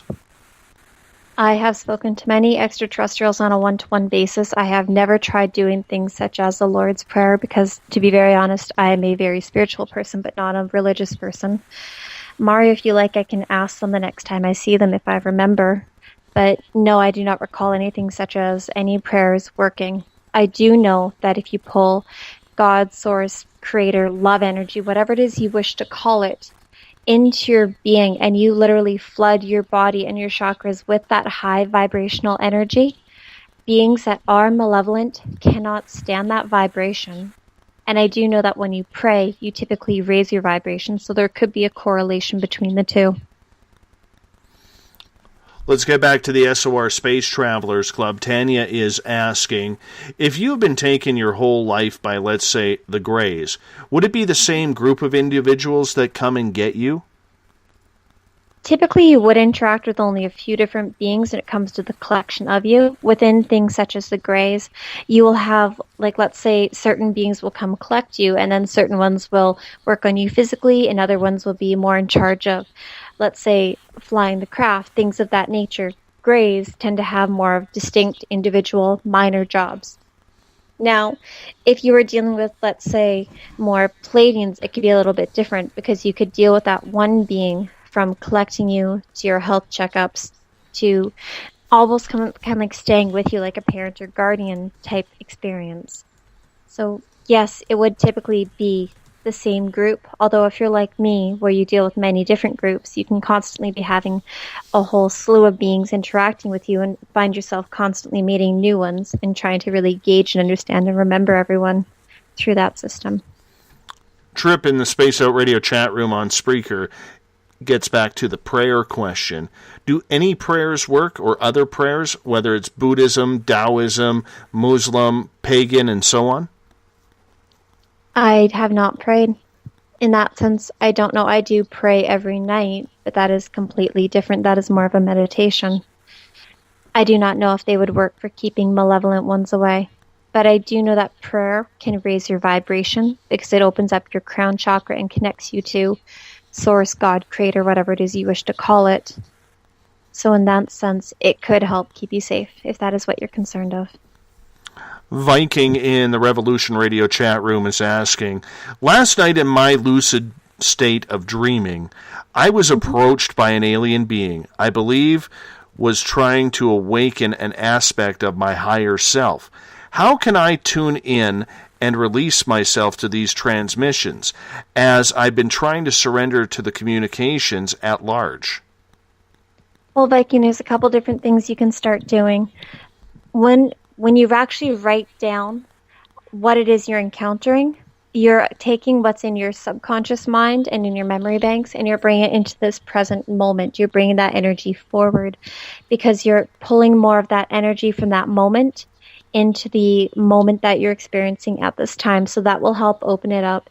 If you're wanting to have more of the memory of who you are coming forward, meditating's great, or walking is great. Things that disconnect you from technology and allow for you to really feel the vibration of what is happening now. Allow for you to have a better memory of who your soul is, because you actually are able to hear your soul. You're actually able to interconnect pieces that you've shut down. Pieces that when we're on our smartphones that we're neglecting because we're focusing our energy into our crown chakra in our hands and disconnected from the rest of our auric body. If you're trying to integrate with the rest of your higher self, your higher consciousness, you need to activate all of your chakras and open them up. And in order to do that, you need to be more present in this moment and get an idea of what's occurring in the physical body by feeling and sensing. What I recommend for you, Viking, is earlier when I told people, okay, play with energy, you can do that. Or you can just stop and feel yourself throughout the day. Okay, well, what am I feeling? Where am I feeling tension? Where am I feeling comfort? How do I feel in this situation? And really stop and feel, okay, is this actually how I'm reacting? Or does this feel like this is how I'm acting based upon what it is that I picked up from other people? And the reason why I bring up that part, Viking, is you're trying to determine, and what you will be determining, is what is actually your response and your mind and your thoughts versus the energy that other people have pushed into your own energetic being. Bill Cardwell in the SOR Space Travelers has a question. Mm-hmm.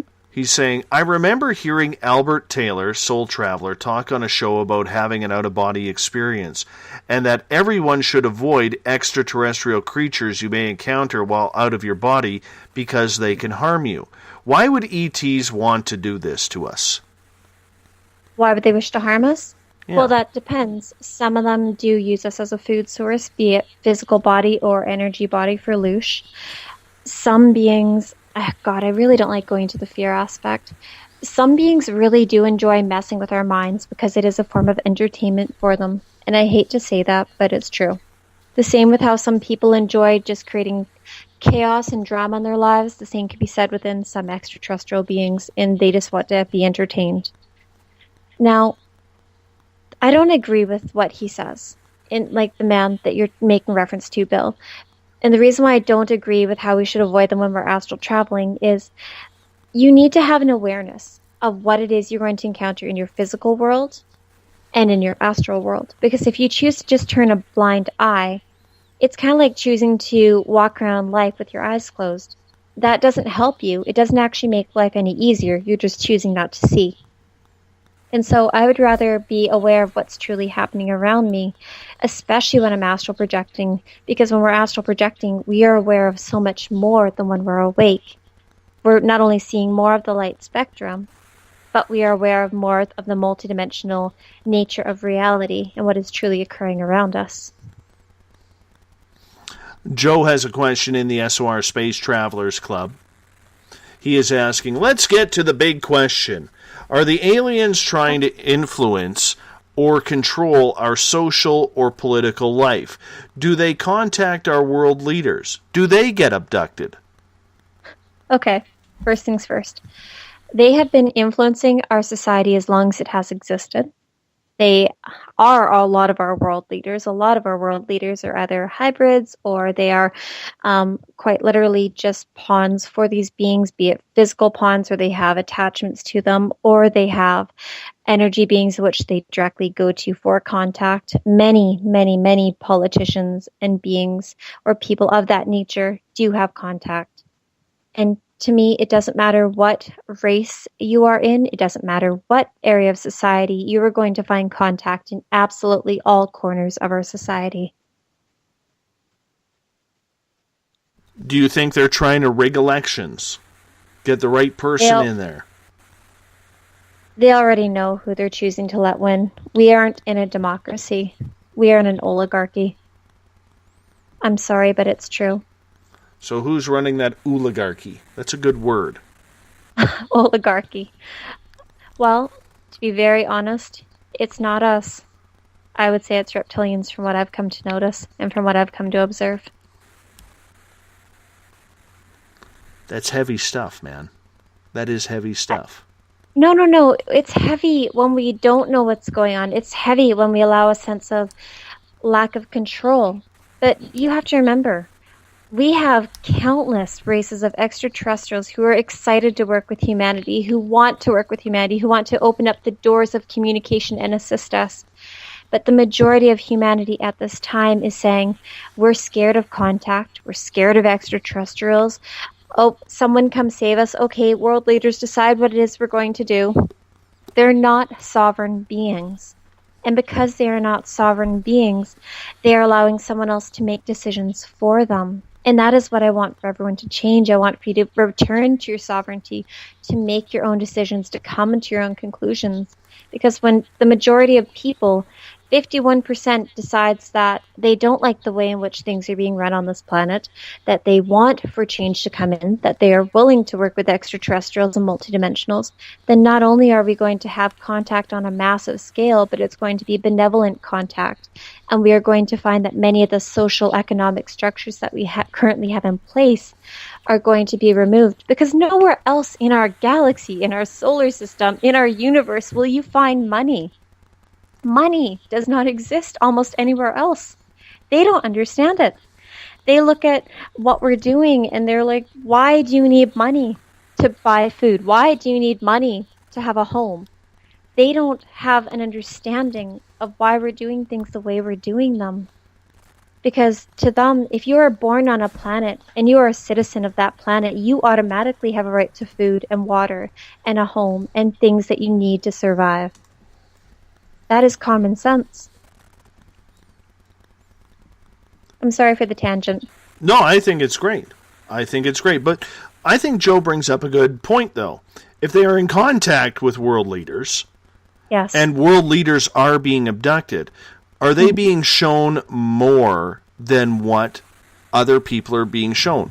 So, for instance, if, say, Joe Smith, who flips burgers at the local McDonald's, gets taken, is he having a different experience than, say, the President of the United States? In one sense, yes, depending upon who the president is in contact with. Like, let's say they're both getting abducted by, Dave, name a group. Mantids. Sure, let's say they're both being abducted by mantids, and let's say they're both getting abducted by benevolent mantis, so really good ones. And when, let's say, Barack Obama gets abducted by them, they may talk to him and they may run tests on him, but he's also at a place where he's willing to make his own decisions, more so than, let's say, Joe who flips burgers, who may feel uncomfortable with what's going on because he may not have the same feeling of control within his life.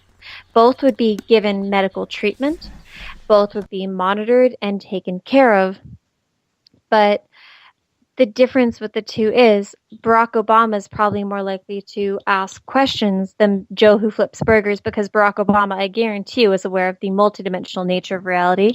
He would be aware of the fact that we have extraterrestrial and multidimensional beings on this planet, whereas Joe who flips burgers may be like, oh my goodness, contact is happening. I don't have anyone I could talk to about this, feeling overwhelmed, feeling like he just can't do anything. Versus Barack Obama could confide within someone who he knows, be it, let's say, the, what's the name of someone who would be running the military? The leader of whoever it is that's running the military, who would have an idea about the defense of not only that section of the world, but the planet. So it could be very different on that sense. Bill Cardwell has a question in the SOR Space Travelers Club on Facebook. So if the aliens are controlling our political leaders and society so much, then why not just take full control and let us know that they are here and running the show? They've done that previously. That was what the Anunnaki did.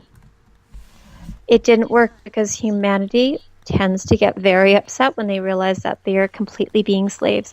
We're still slaves, Bill. We really are. We never once stopped becoming slaves. We still are slaves in the sense that, what can you do? Bill, you have to pay your taxes every year. You cannot leave your country without permission from your government with a nice little piece of paper with your picture saying, hey, this is Bill.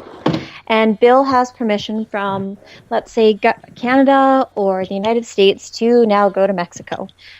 Bill, the only difference between 200 years ago, 300 years ago, 500 years ago, and now is we have, I hate to put it like this, 32 flavors of ice cream to pick from, and so the slaves don't see themselves as slaves anymore. You are no more free now than many of your ancestors.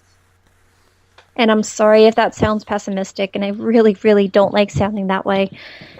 But from how it's been explained to me by various beings, is we don't have sovereignty, and they would like for us to return to being very sovereign beings. Let's get to a question from Trip in the Spaced Out Radio chat room on Spreaker. Have you ever had a discussion with any extraterrestrial on their opinions of the destruction of drawings, carvings, etchings of evidence during their visitations that we saw maybe in ancient times, in Incan times? There's a lot of pieces of art out there, and yet they seem to be going to the wayside. No, they've never mentioned it. Typically when I see them, there's a couple different things that happens. Normally, I hate to, it may sound a little bit silly, but my first reaction with many of the beings that I see is I hug them, and I'm so grateful to see them, and they seem very pleased to see me again. And then normally what will end up happening is I've gone through a lot of medical stuff with them over the last 2 years, which is fine. But no, it doesn't typically bring up things such as carvings or ancient depictions of extraterrestrials or signs of ancient astronauts. They haven't shown me that part. They have taken me off planet countless times now and shown me more of what is going on elsewhere, because that is what I needed to have more of an understanding of and more of a almost like comprehension of in order to do what I'm doing here. They show me energy and how to manipulate energy, not ancient history and technology, because that's not as relevant for me this life. Gail has a question in the SOR Space Travelers Club. Has Samantha mentioned there is conflict between some alien species? If so, what makes them any different from humans? there's a lot of conflict between different alien species. Gail, one thing I'd like for you to know is many of the beings that are in contact with humans at this time are benevolent. We do have a small portion that is coming to this planet and dealing with humans that are quite malevolent. And the good ones have been called many things. You can hear them being called as the Family of Light. You can hear them being called the Federation of Light, the Alliance, things of that nature. These typically that are not exclusive entirely only to Pleiadians, Andromedans, Arcturians, Lyrans, Sirians, things of that nature. And typically those groups are not on the same terms as reptilians, although there are some species of reptilian that are appalled by what the Orion and the Draco reptilians are doing, and they want it stopped, and they would like to see this reign of destruction that they have throughout our galaxy to be stopped and to change, But in order to do that, reality of the matter is Earth is a very important place at this time because what is happening here does affect a lot of other planets. Mario has a very interesting question in the Spaced Out Radio chat room on Spreaker. And he is asking, Samantha, out of all the extraterrestrials that you have talked to, have any of them ever issued a message or warning for humanity, like we should follow a certain timeline? Almost all of them have mentioned one thing or another that they'd like us to do. Most of them would like for us to raise our vibration to get out of the vibrational frequency that they're in, because if we continue on this fear-based vibration, we will continue getting sick, we will continue destroying our planet and having this separation not only from God, source, whatever it is you wish to call it, but we have this separation within ourselves where we are not actually able to connect in and hear our own spiritual guidance or have memories of who we've been, where we've been, and what we can do. Mario, one thing that they have told me is they have shown me time and time again that if humanity maintains on the path it is, that it has been on and off for the last 5 years, they have shown me that it is important for me to always have my, I hate to say it, a few days worth of food, a few days worth of water, and they keep showing me scenarios where, I hate to put it this way, but things hit the fan, and then I need to always get out of town and go to the mountains, and from there, they will always pick me up. I hope you're going to head south before you head to space. You want me to pick you up? It would be nice. Just take me to a planet where there's hockey and Guns N' Roses music. That's all I need. Dave, I'm sure we can start a hockey team there. Don't worry. But what I'm saying, and what I would like for you to understand around this, is their fear, their concern, is the majority of humanity is choosing to remain asleep. And when they show me asleep, they mean focused on drugs, alcohol, sex, and disconnect from consciousness. And when I say disconnect from consciousness, I mean a disconnect from all. They are not aware of how the thoughts they think and the energy they carry affects the space around them. Or how if you're feeling very negative and you're in a depression and you hate the world and you use alcohol to cope with it, how that energy and vibration affects the plants near you, how that changes the water that you encounter when you pour water from the tap, because you're now thinking very heavy, energetic, very discordant thoughts. So that changes the water you're interacting with. And water is alive and water has met. Whenever I drink water, or before I even have any water for my plants, they're like, you need to tell your water you love the water, that you appreciate the water, to change that almost like, in one sense, cellular structure within the water to being harmonious and healing. And that is one thing that they've stressed upon us, is we need to heal our water, to heal our plants, to help heal our planet. And they want for people to start doing that to really get things back on track.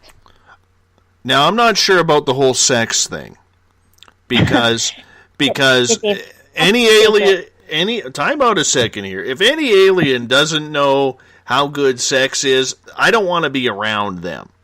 No, Dave, a lot of them love sex, but they see it as a sacred, union. They don't like how we very casually share our root chakra and energetic body, because when you have sex with someone, you create a cord between you and that person. You now share an energetic cord. So when that person is going through trauma, stress, and whatnot, you are now going through it because you share that energetic resonance. And so they want us to be more aware of who we're sharing our energetic body with. And that is why they're more focused on being more aware of who you have sex with and who you choose to open yourself up to. But I'm confused by this, because if you go back to Philip Kraft's first book, where he is introduced to the Verdants, one of their scientists, the Verdant scientists, her job was to learn about sexuality in humanity. And she turned out to be, the lack of a better term, according to Philip, an absolute nymphomaniac. Yes, she was. Right? So I guess what I'm asking here is, it does go both ways, because there are a lot of ET species out there, and I've talked to a lot of people about this, who believe that they want to see people, I mean, it's like Pornhub, up on the spaceships, where they want to see what's going on, how it's happened, study everything in regards to the intercourse, and with multiple people, Jack and Jill. They want for people to choose who has similar energetic resonance. They want for you to choose healthy sex relationships.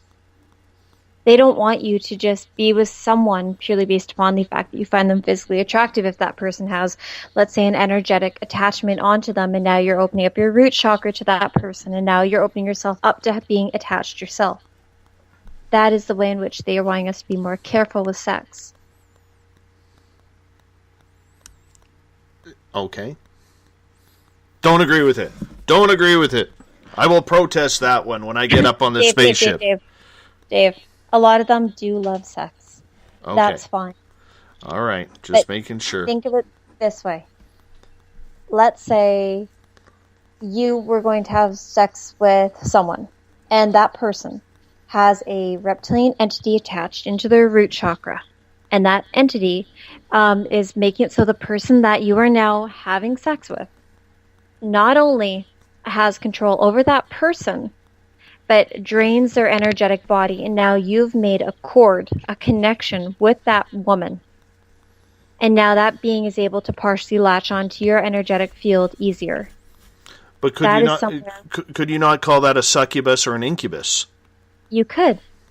You really could. Wow, this got off tangent quick. Sorry, guys. Well, whatever. It's interesting. It happens. It happens. I mean, hey, I'm sure aliens like romancing to Barry White as well. So,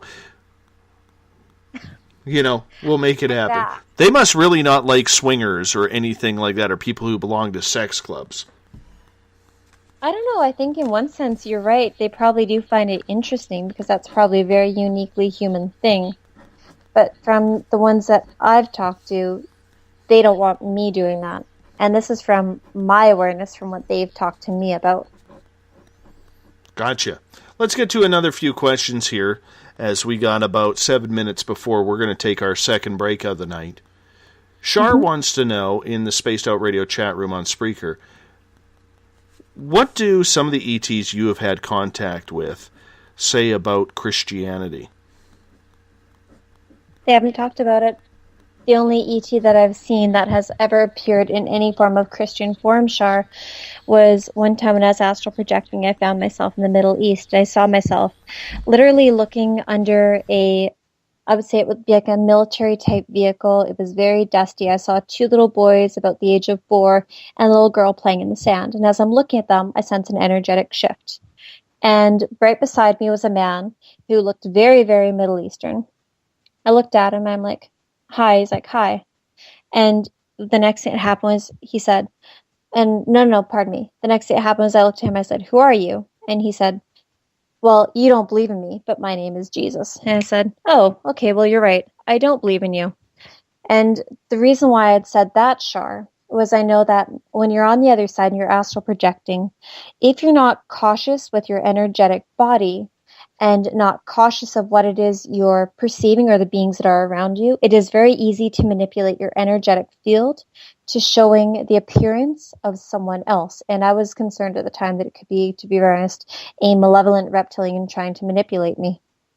So the next thing that happened for me was he said, no, pardon me, I said, so why are you here? What do you want? And he said, well, I'm here to collect these 3 children.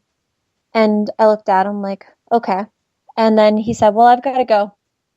Goodbye. And I said, okay, bye. And the next thing that happened was a bomb went off, and I saw the 3 children's souls quite literally depart their body a second or two before I saw an explosion. Then I was rapidly forced back into my body.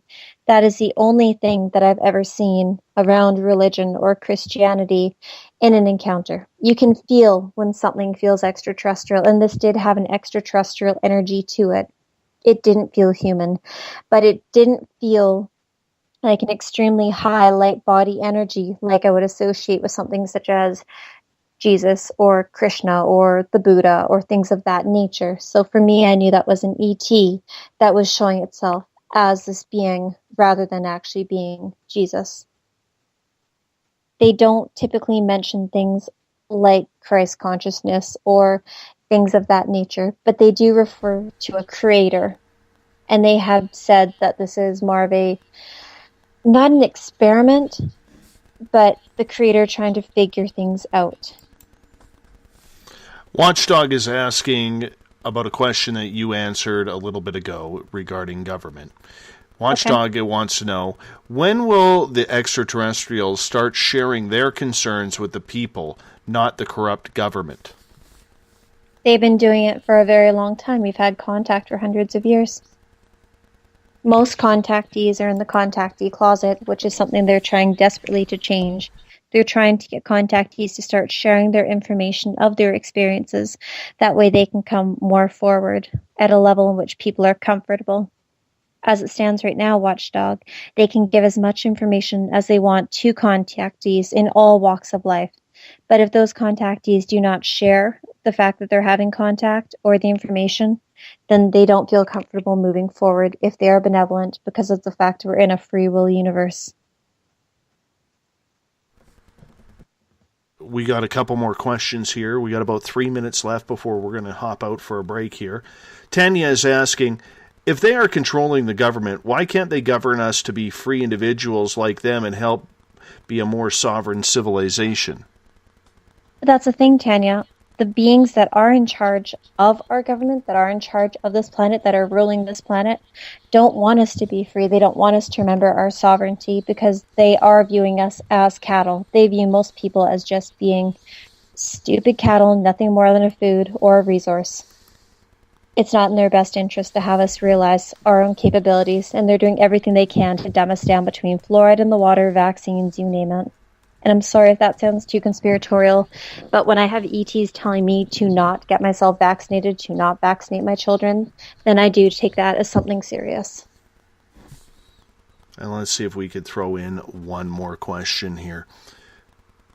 Gail is asking, seriously, why can't all aliens just go home and mind their own business? That's a really good question. Gail, if we did that, will we be talking about all the hybrids, walk-ins, and people whose soul origin is of extraterrestrial origin as well? Because that would really knock our population down quite a bit when you think about the fact that half the children incarnating now are starseed. Explain what a starseed is for people who may not know. A starseed is someone whose soul comes from another planet or star system and is choosing to incarnate onto Earth at this time to help raise the vibration of the planet, to heal the planet, and to remove us from the oligarchy that we are in order to help provide a harmonious vibration for the universe. Things have to be fixed on Earth because what's happening on Earth is affecting the vibration coming outwards and affecting many other worlds and many other star systems. And let's squeeze in one final question here. 10 Forward is asking, so if bad ETs have been thoroughly messing with us and controlling us for our entire history, aren't we under an unnatural disadvantage to overcome it? And where are the good ETs to help us fight the bad ones? Yes, we are in an unnatural disadvantage to fight it. However, have you noticed that people are waking up now? People are beginning to sense that something isn't right, that things have to change. Look at all the revolutions we've gone through in the last 100 years. Even the movement in the 60s would have been completely incomprehensible to people 100 years before that. We are going through something similar now. However, it's an awakening, a conscious evolution rather than a physical fighting one. I'm sorry, I didn't hear the second question. Please continue. The second question is, where are the good ETs to help us fight the bad ones? A lot of the good ETs do not believe in physical violence. However, they do believe in using alternative methods in order to change things. And on that note, we'll expand on that right after the break. You're listening to Spaced Out Radio. I am your host, Dave Scott. We'll be back right after this. Greetings and salutations, space travelers, from the Chronicles of the Unknown team. What is Chronicles of the Unknown? I keep hearing about this thing. It's a new paranormal reality TV show based right here in beautiful British Columbia, Canada. Follow our team as we uncover claims of activity on the Caribou Gold Rush Trail. You can also follow us here every third Monday, where 2 members of our team will be available to answer your questions. We'll give you some equipment updates and some of our experiences on the road, right here on Spaced Out Radio. Hi there, I'm Butch Witkowski, lead investigator with the U4COP. On the final Monday of every month, you can listen to me and host Dave Scott on Spaced Out Radio's Strange Days. We're going to get to the heart of the matter when it comes to what's happening out there. People are seeing and experiencing things from E.T. contact to Bigfoot, and I want to hear about it. Your experiences are what we investigators need to help solve these unknown mysteries. So tune in at spacedoutradio.com to the final Monday of every month from Butch Witkowski's Strange Days. Visit purpleplates.com today. For over 40 years, the Purple Energy Plates have been delivering amazing results for their many customers. Inspired by the great genius Nikola Tesla, the harmony, healing, and energetic effects of the plates have proven over and over to be beneficial and often miraculous to thousands of customers. With their money-back guarantee and the many benefits, how can you afford not to get one? Check their site for daily specials and choose from their many energy products. You won't be sorry. Visit them today at purpleplates.com for mind, body, and spirit, and expect a miracle. This is your medium, Joanna, from Spaced Out Weekend, 2 mediums and a large. I would love it if you would come and join us with host James Tyson every other Sunday on Spaced Out Weekend. Together, we will take your calls and your questions live. Our goal is to provide you with a positive outlook on deep questions that you may have. Questions regarding love, relationships, money, or whatever else is on your mind. Come and check us out at spacedoutradio.com. Have you checked out the SOR Spacewire at spacedoutradio.com yet?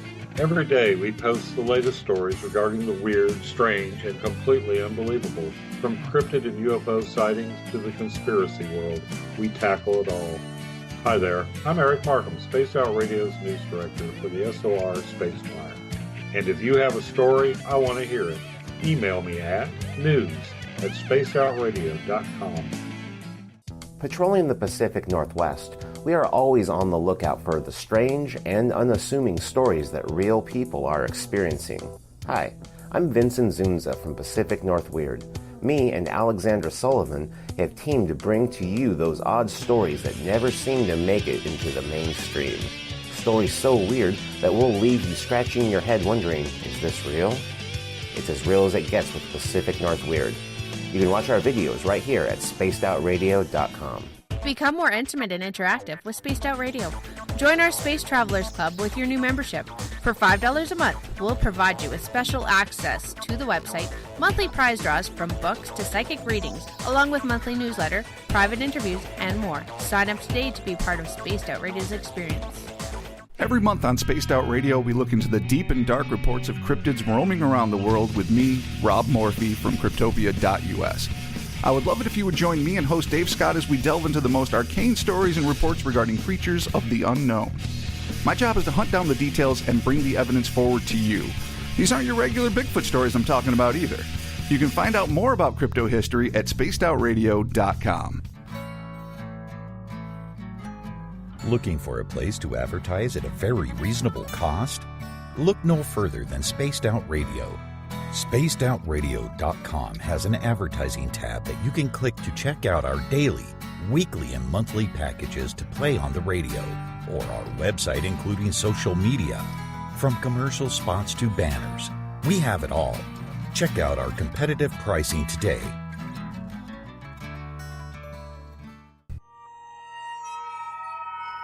You hear footsteps in the empty room above you.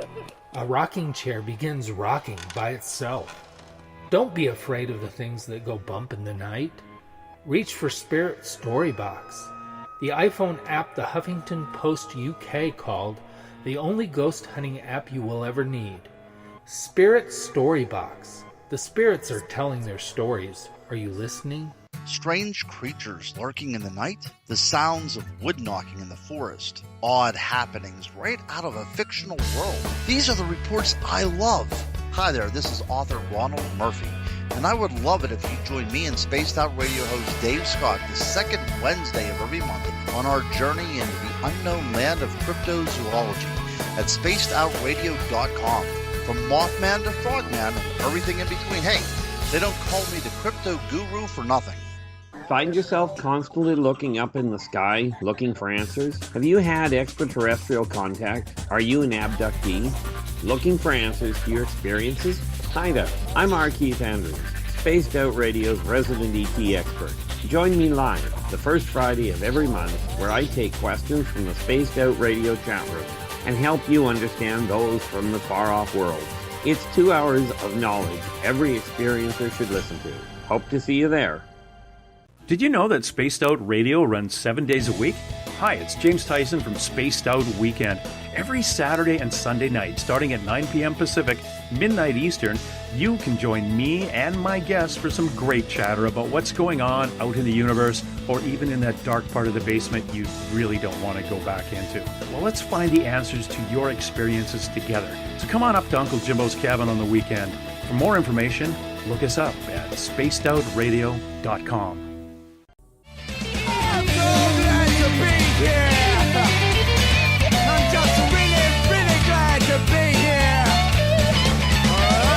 Would you like to connect with us on Spaced Out Radio? Head to spacedoutradio.com to check out the latest shows, guests, and sponsors.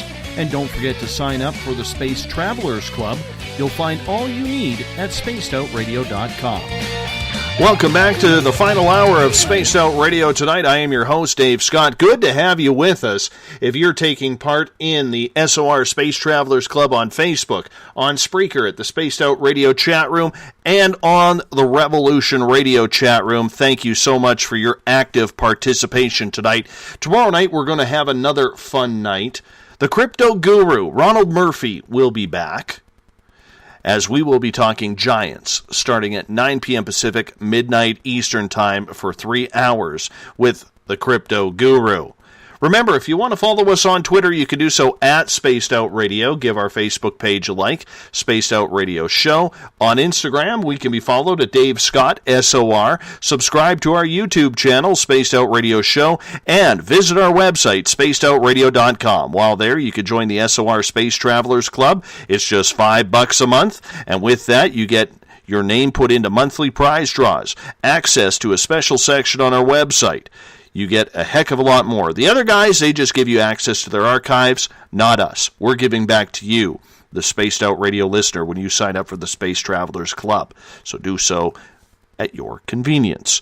While on our website, you can also check out Mr. Ron Bumblefoot THAL, the official music of Spaced Out Radio. You may have heard of Bumblefoot during his 9 years with Guns N' Roses. You can also read up on our latest blogs. Mine is on Where Time Seems to Just Go So Fast, and the SOR Space Travelers, or make that the SOR Space Wire. That is our news section by our news director, Eric Markham. Everything at spacedoutradio.com. Tonight we are talking with Samantha Mowat. Samantha is an intuitive clairvoyant. She is also a multiple ET contactee, very, very talented and knowledgeable individual, and If you're in the Revolution Radio side, you will learn that she comes on the second Tuesday of every month here on Spaced Out Radio, because she's just that damn good that we have to bring her on at least once a month to give us an update on what is happening with the ET experience. Right before the break, Samantha, thank you for joining us. Her website, once again, spacedoutradio.com. Right before the break. Sorry, Dave. What's that? Why are you laughing? I'm not spacedoutradio.com. Oh, you're SamanthaMowat.com. I have, a lot going on here. Cut me a break, lady. Cut me a break. All right. Keep going. SamanthaMowat.ca is Samantha's website. There you go. Right before the break, 10 Forward had asked a question: if bad ETs have been messing with us through history, are we under an unnatural disadvantage to overcome that? You answered that question, and then unfortunately we got caught up with the break, and the second part of that question is, where are the good ETs then to help us as mankind fight the bad ones? Well, there's a couple things I'd like you to have as a bit of an understanding about this and a bit of a backstory. When the bad ETs got a hold of humanity, they actually not only messed with our DNA to make us more of a primitive, less metaphysically oriented, no longer telepathic race, but they made it so that we were no longer existing at our full capability. And as a result, the benevolent ETs have been working for quite some time, I mean hundreds of years, updating our DNA. They've been changing the way humanity is working, awakening us to not only the majority of us are starseeds of one form or another, but we go by so many different titles. We go by empaths, light workers, indigos, crystal children, rainbow children, you name it. Really, we go by these different titles, which is just a means of divide and conquer, the fact that we don't just acknowledge us for what we are. And you asked, okay, well, where are these good ETs? Well, a lot of the good ETs are, I hate to put it this way, but they are in a sense abducting us. They are reawakening our DNA. They're correcting our DNA. They're incarnating as these wonderful new starseed children that are coming in. They are trying to do things from the outside to really make it so that we're like, think of it this way, you'll have some of the good ones working with us on a physical level where they'll be coming down and not only abducting with us, but reminding us of what we agreed to do, helping humanity to remember things or to learn new things by putting people on craft to go to school. So some people are learning how to heal the water, other people are learning how to communicate with plants, other people are learning how to clean our oceans, how to naturally tap into the true energetic sources within the planet for energy, things of that nature. But then you have the people that are choosing to incarnate. Well, I shouldn't say people. They are really extraterrestrials that are choosing to incarnate as people. And that's why some of you are having such a hard time in this incarnation, not understanding why we have money, why we have a society that is in this system, be it the pyramid structure, things like that. So they are trying to help us from the outside and from the inside, but they can't just do a massive invasion, or really that's just going to tip the scales in the other party's favor, because most people don't feel like they could actually communicate with ETs or feel safe about it because of all the propaganda that is out there by our governments and Hollywood and things of that nature to place all ET contact, for the most part, in a very negative light. All right, let's get to a question from Joe. Do aliens, if aliens have always been in charge, can we blame them for the mess we're in? I wish the aliens would stop coming down here and telling people what a horrible job we're doing if they're in charge. Well, Joe, I want you to think of it this way. We have some ETs that have been messing with us, giving us the wrong information, introducing us to negative systems such as animal husbandry, where we have animals and we literally manipulate them and put them into these horrible farms to collect their bodies as our food source. So that was given to us by ETs. So some of them aren't good, and we do get blamed for accepting some of the other suggestions. And yes, I do agree. I don't like the fact that we are blamed for what it is we're choosing to do, because we are at a disadvantage with not knowing everyone's motives. But Joe, can you understand one thing, though? I'd like for you to look at the fact that you have all these people who are waking up and becoming more psychic. We are a lot more psychic than our grandparents. All of us are. And they're more psychic than their parents, and the kids that are being born now are even more psychic. That is how we're going to be able to really discern what it is we need to do, what it is that we can do, and how we can identify these beings and communicate with them and make the right decisions is through our ability to read energy and use discernment. That is what a lot of the good ETs are trying to help pass on to humanity, is when we are in their presence, it's almost like our vibration is changed because we're exposed to a much higher, faster, healthier vibration, which changes it's almost like the range in which we are able to operate and vibrate ourselves. I'm not sure if I answered your question. I think you sounded just fine. Let's get to Michael's question in the SOR Space Travelers Club on Facebook. Mm-hmm. Samantha, you sound and speak like a channeler. Are you channeling information directly from different ETs? Quite often, yes, and I don't even mean to do it half the time. As my poor husband is very well aware, half the time I'll just start, talking, and he's like, okay, well, that's you, or that's someone else. And I don't even realize if I am channeling half the time. Dave, what do you think? Am I channeling half the time? You have on this show before. I'm not going to lie. Where all of a sudden you've stopped and you have all of a sudden thanked your guides to regain control of your speaking thoughts. Speaking. I needed my guides there for a second, but it's all good. It's such a normal part of my life that I don't really notice it anymore. So I could very well be channeling half the time and not really view it as being different energy than my own.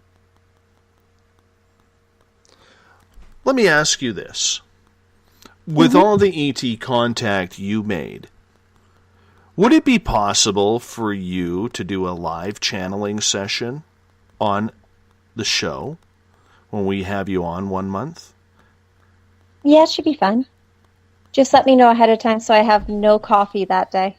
Because I don't like channeling if I have any form of stimulants. Do you know who you would bring in? I could ask. I could always ask beforehand and request a certain one. I think we need to check that out. No. Sure. I would like to try that. I think it would be fun to get some ET stuff going on here. It's definitely worth trying, isn't it? Absolutely. Michael has another question.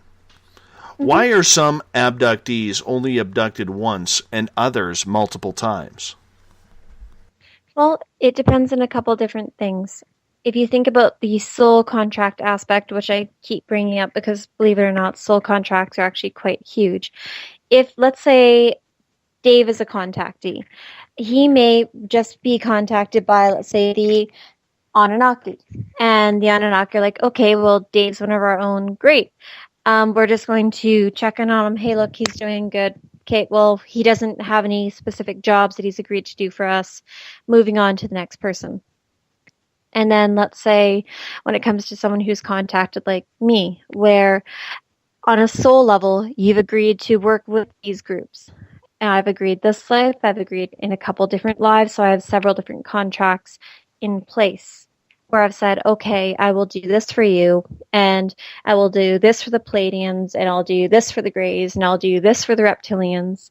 Do you see how it's starting to add up as to being several different groups interjecting into my life, trying to manipulate and have their own agendas and ensuring that what I've agreed to do, I'm doing, and things of that nature? Now, when you look at some people who are abducted only once, well, they may get abducted and they may realize that, okay, this person isn't as progressed spiritually, psychically, health-wise as they were initially projected to be. So we don't have a strong interest in really working with this person. Versus, let's say, when it comes to other contactees where it's like, okay, this person has gone through a tremendous life shift where they got a divorce and now they're looking really turning inward and they're becoming very spiritual, that could actually really spike the interest of some ET groups onto a person where they're like, wow, this person is really trying to figure out who they are and how they fit into this world. And hey, we'd like to help them remember who they are on a soul level because they are one of our own. And so they may increase contact at that point. There are a lot of different reasons why someone may have multiple contacts or only contact once. But if you have contact with beings and you are absolutely terrified, and let's say you threaten them with violence or you threaten them psychically or you're out of control energetically, they may not want to work with you if they deem you to be too unpredictable. If they can't get a grasp on what it is you're going to do, then I could honestly see some of them stepping back, saying, no thanks, I'll find someone easier. Gail has a question in the SOR Space Travelers Club. Samantha, do you have a favorite extraterrestrial, as in one like a best friend? Yes, I like my little brown guy best. He has shown up at some of the most random times, like when I'm driving. But whenever I see him, he always makes me feel very lighthearted and happy. And I like him because he'll show up randomly when I'm even walking my dog, where I'll see like this little brown head peek from around a tree and go back again. Then I'll walk past that tree and I won't see him. But it's a nice reminder that, hey, look, I'm here and I'm with you. But he doesn't seem to expect anything from me, which is part of what I like about him. Versus when I see some reptilians, I'm like, okay, well, what is it you want? Or when I see some of the TANs, I can't help but think, okay, well, what is it you're wanting for me to do? Or with Danny, it's, okay, you're reminding me to get back to work, or I need to do what I've agreed to do. That is why I tend to like him best, is he feels more playful and he reminds me to have fun and enjoy life. Okay, we're getting a bunch of questions now about the little brown guy. What kind of ET is he? He's the exact same kind as what we saw, Dave, and which we thought was what? Andromedan? Andromedan. That's what I was told by a very, very good source, Audrey. Yes. Yes, very indeed. Now, I like him best, and one thing that I've noticed about him is he's not like the ones that Dave and I saw. He's much, much smaller. He's only 3 or 4 feet tall. He doesn't have hair. At first, you would think it's a variety of gray, in the sense that it's a very similar physical physique. However, his skin is different. It is tan. It's very delicate in the sense that he doesn't have a lot of muscle mass to him. He does have very large eyes, but his energy is so playful and childlike and loving that as soon as I see him or he's nearby, I feel safe and I feel like I can actually kind of let go of the fears or concerns that I have in my life, which is quite a good feeling. And I've never had any malevolent ETs near me when he's near me. So I normally know I'm quite safe then. Now we're getting questions about Audrey. Yes, Audrey will be back on the air with us on Wednesday, August 31st. Audrey will be back. He is our resident Pleiadian. So, Claudia showed up in the SOR Space Travelers, and she's always good for a bunch of questions. Good to see you, Claudia. Thank you for coming out. Claudia is asking, if humans used all of their gifts, psychic abilities, power of thought, meditation, astral traveling, receiving downloads, spiritual, etc., what would be the difference from ETs and human? Well, it depends on a couple different things. ETs are just from different planets, but multidimensionals, which is more what I think you're actually mentioning or wanting to know about, Claudia. Multidimensional beings have a lot more psychic capabilities than the standard human. They're able to do things such as teleport, use vortexes, do telepathic communication, energetic healing and communication at a distance or in person. They're able to manipulate energy by sending thoughts, feelings, or suggestions to someone. That is more what they are able to do. Now, the difference between them and a standard human is a standard human is not aware of their actual capability. They do not use most of their mind or really believe they have the capability to do many of the things that we see, either in movies or by gifted psychics and mediums throughout the world. Do you remember, Claudia, when you're watching things like X-Men or you're watching things like supernatural type shows, how you'll see someone pull an energy ball into their hands, and then all of a sudden your hands start feeling really tingly? Well, that is your body naturally seeing, okay, there's a human pulling energy into their hands. Wow, I can pull energy into my left hand too. But because you're not practicing manipulating energy, using energy, you're not able to have such a strong energetic ball go from your hand, be thrown into a wall and cause damage. But if you learn how to see energy, you'll be able to see that you're pulling more energy into that area. Now, sorry, I was going off on a bit of a tangent there for a second, but I promise it has good reason. Many of these beings are clairvoyant, clairaudient, so they can see on a psychic level, they can hear on a psychic level, they can sense or have instant downloads of information. But most people, although they are psychic and although they do have very temporary moments of psychic abilities, be it knowing when a loved one's in danger, having a dream of a friend or a family member that's passed, or smelling someone that's passed, or things of that nature, they're not connected into it and they're not brought up with the belief and understanding that this is a normal part of life. People that are more intuitive and psychic accept it and utilize it as part of their day-to-day life, and because they use this muscle, it grows stronger. And the same can be said with many of these multidimensional and extraterrestrial beings. They use their psychic abilities, they use their pineal gland, and that's why it's stronger. Claudia has a second part to that question. If humans used more than 10% of their brain, used full potential, what would be the difference of humans and ETs? Earth is a spaceship traveling in space, so are we not alien to everyone else? We are alien to everyone else. That is a very good point. If humans were to use more of their brain, then they would have the ability to do things like bilocate, teleport, things of that nature, because they would, pardon me, throat chakra and bounce, they would be able to actually make it so their energy could consciously project from one area to another and do things that we believe to be science fiction. Well, many of the things that we often see in science fiction become a reality because we actually focus the energy, the intention on creating them. Yes, we could become incredible psychics, but it just takes practice. But most people aren't using their brains. They're just existing. I want to ask you a question in regards to reptilians. Mm-hmm. Because up until R. Keith Andrews told me this a number of months ago, I never knew that there were good reptilians or bad reptilians. I always thought they were bad because, let's face it, reptiles are scary. A human-looking reptile would be scarier. Mm-hmm. So, you have met with both. How do you tell the difference? You feel the energetic signature coming out of the being, and that energetic signature or aura will tell you whether that being's intention towards you is good or whether its intention towards you is negative.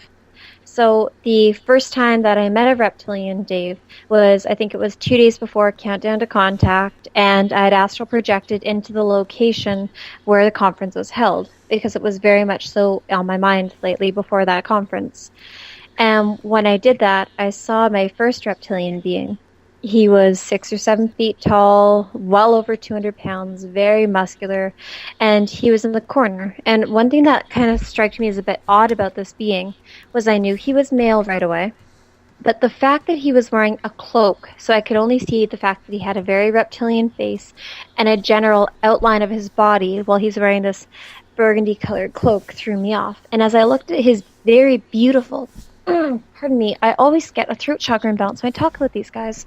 This very beautiful, tan, scaly face. Like, they are, I know they may sound like they'd be ugly, but I think a lot of animals are actually quite beautiful if you look for the beauty that's within them. But when I looked at him, I thought, it's all right. You can be here. Because I remember it was more of a telepathic communication going between me and him. And his energy did something interesting. It went upwards, and it kind of went spiky, but it was swirling into itself, as in he was trying to analyze, why is she saying this? What is her intention? Where is she going with this? What is her form of attack? But without thinking, my soul said, but if I find out you've eaten one single human being, I will personally come after you and I will destroy you. And that's not like me. I'm not typically a very vengeful, angry person. And when I said that, his energetic body pulled down instantly. And when someone's aura pulls down around their body, it means they're feeling fear-based. They're suddenly very uncomfortable with the situation, wanting to leave.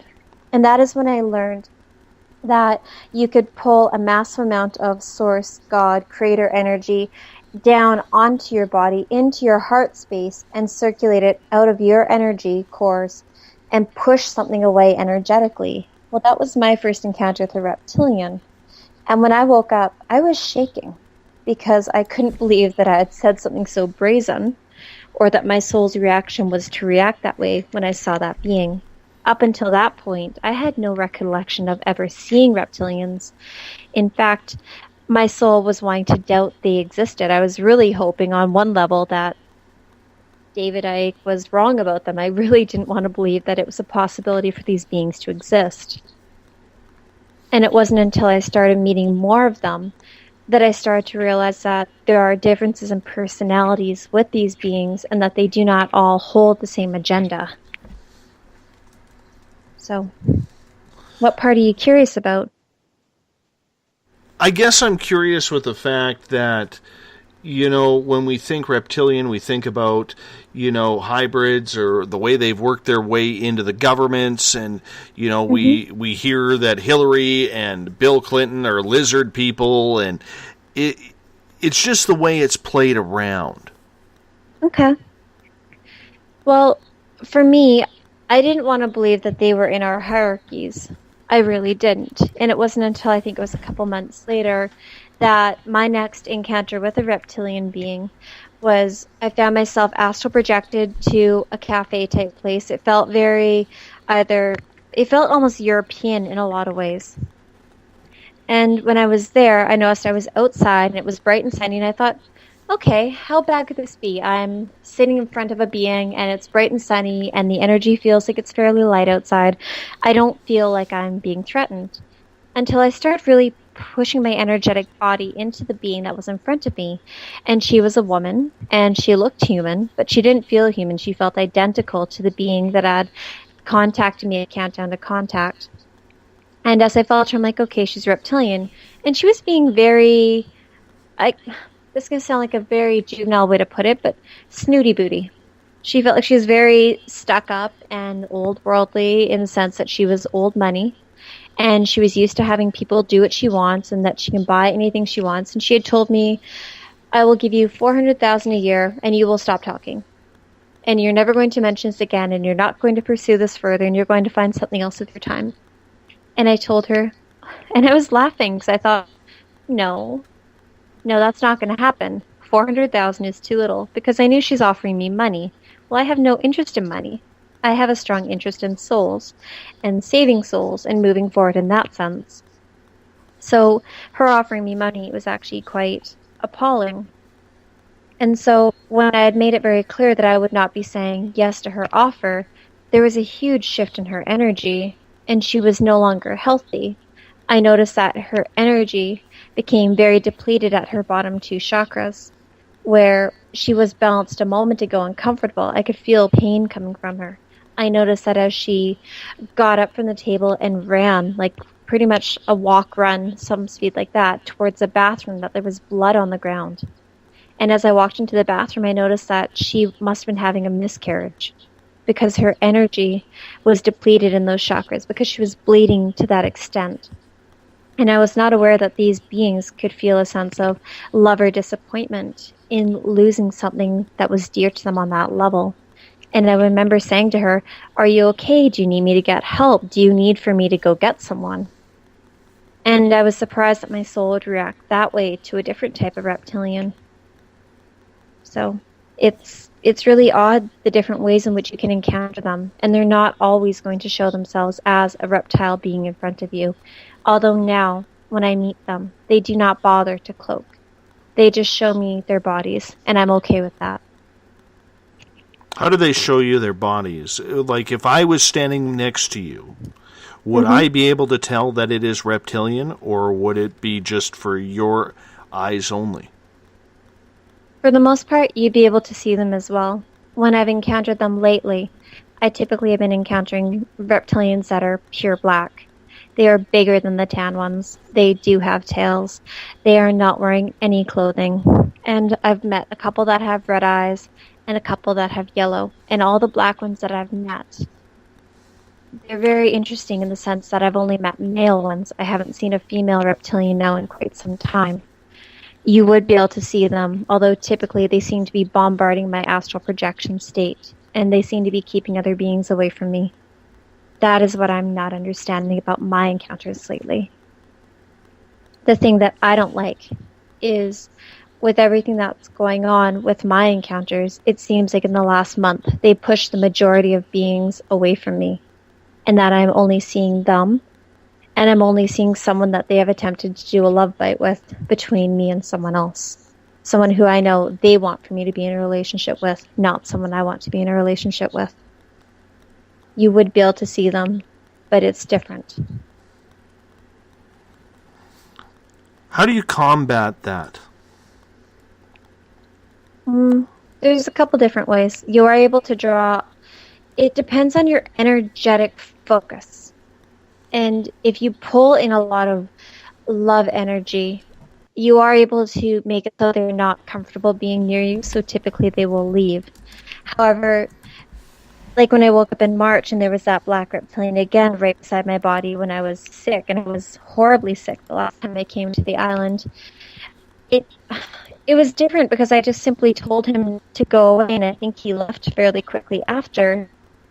But I don't feel like I need to fight them. I don't get the sense where I have to be in combat with them now.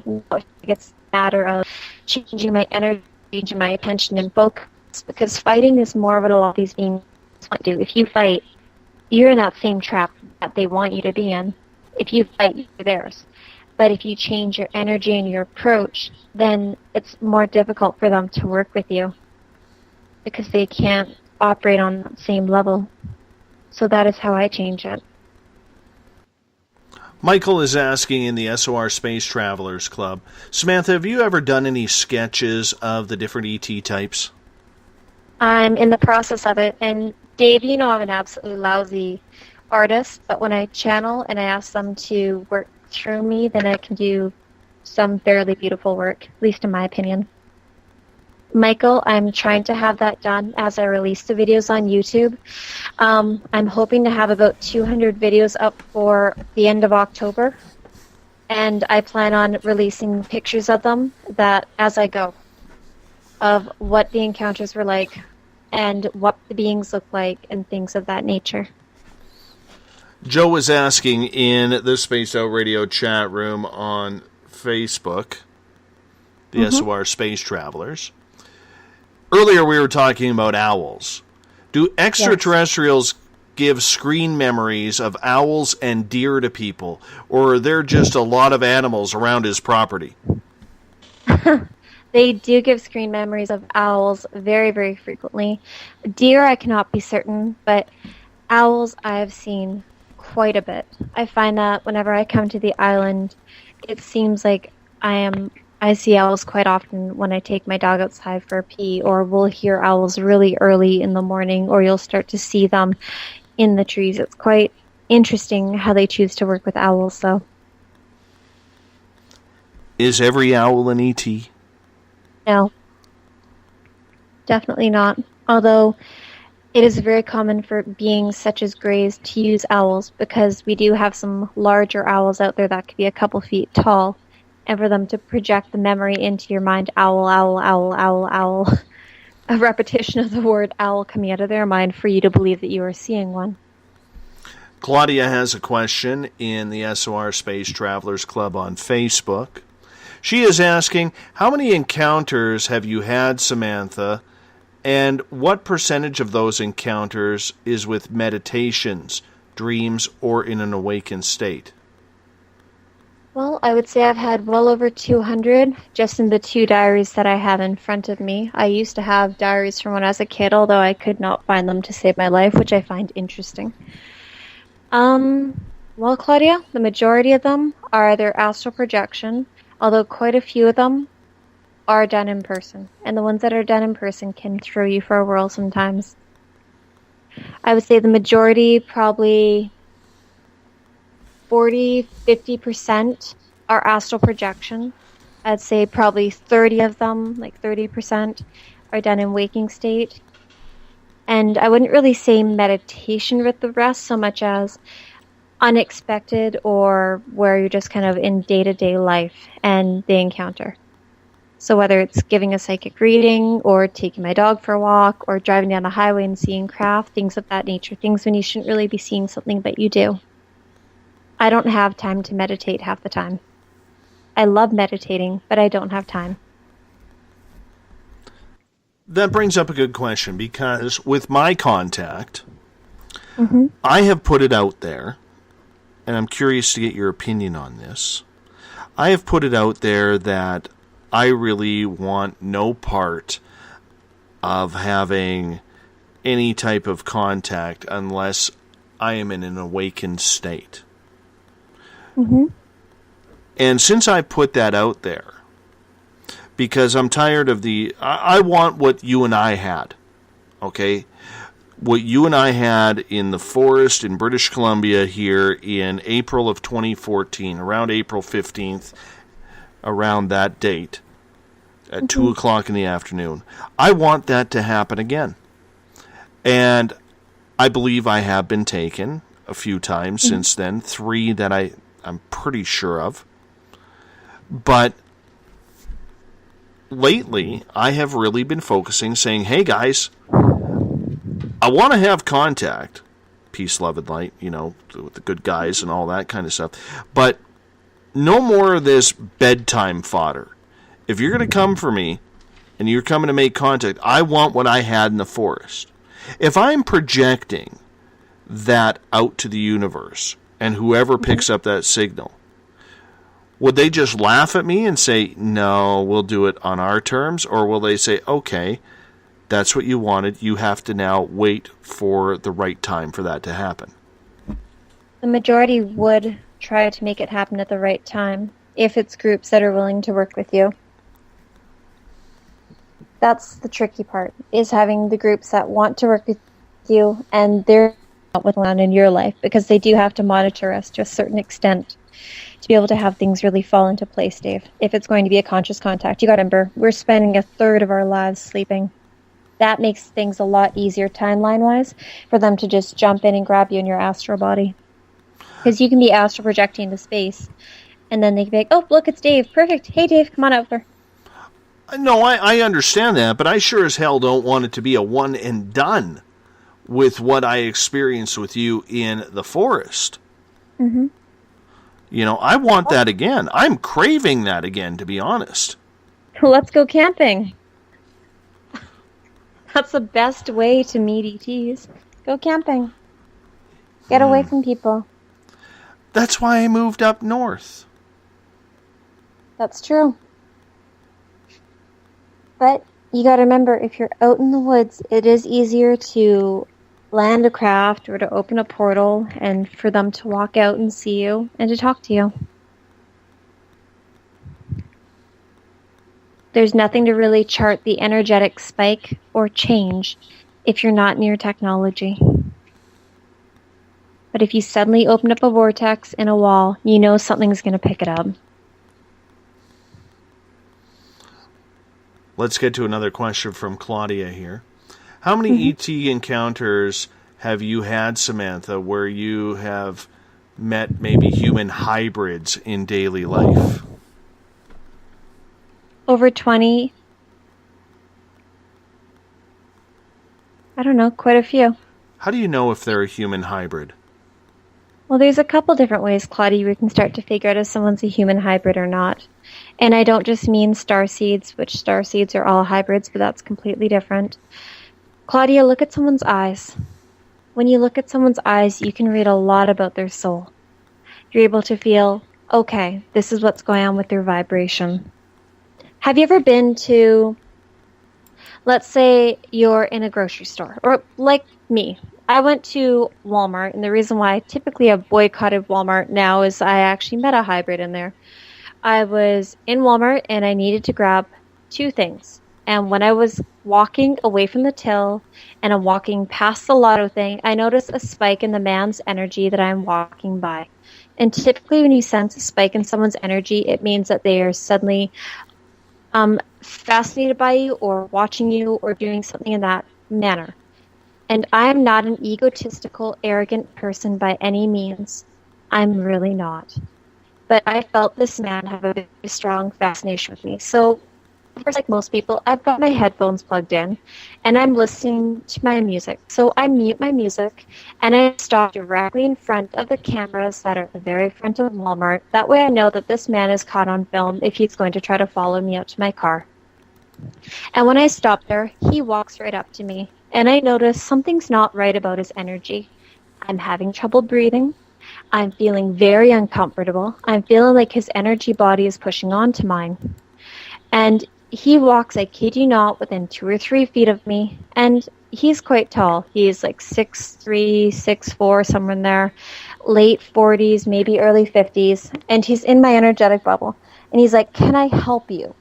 And the way he's looking at my eyes, I instantly knew, this ain't right. This does not feel right. I don't like this. And I said, "No." I'm still looking at my phone. And then he is still staring at me. And he says, "No. Can I help you?" And at this time, I'm looking up from my phone. I'm looking at his eyes, and his eyes don't look right to me. They're very pale blue. They aren't quite right in the sense that he's not blinking normally. He's not blinking enough.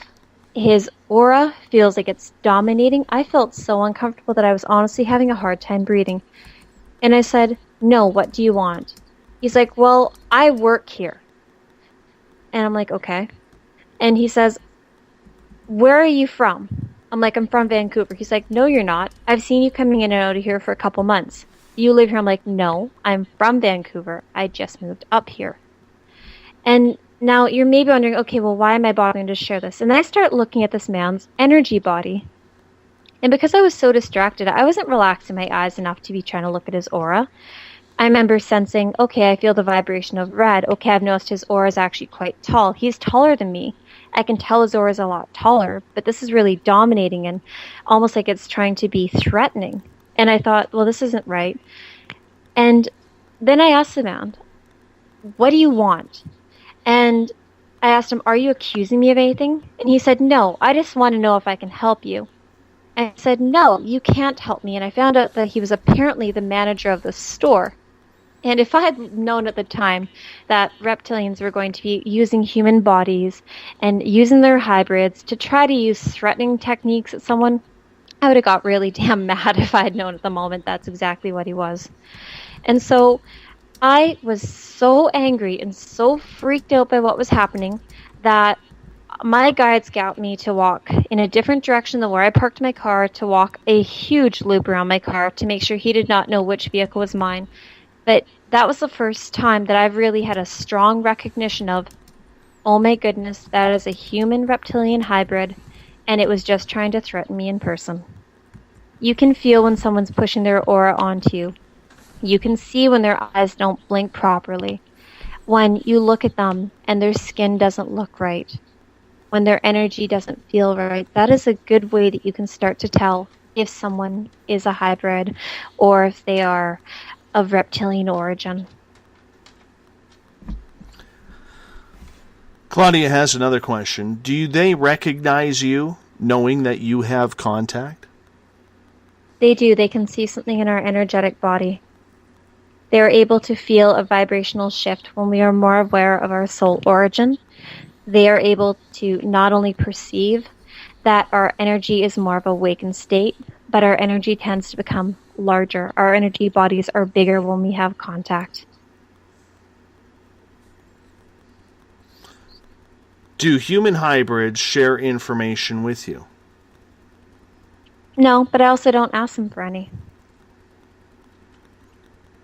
I know this may sound silly, but even when I see ETs half the time, or I see hybrids or anything like that, I just go with the flow.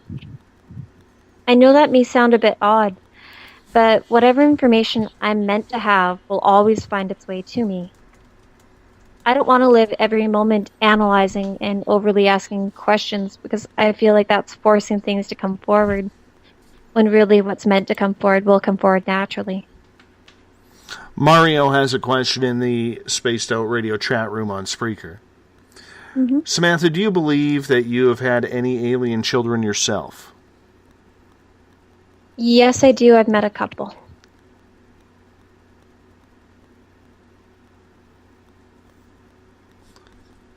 How does that feel to see children from or living in a different world? To me, it doesn't necessarily bother me, because I know that they're well taken care of. I know that they're fairly happy, and I'm okay with that. I know that they didn't choose to incarnate on this side, and I'm more than happy to know that they are well taken care of and not going through what happens here on this planet. So, do you believe then, on a religious standpoint, even though you're not religious, that maybe we are actually living in hell right now? It's crossed my mind many times.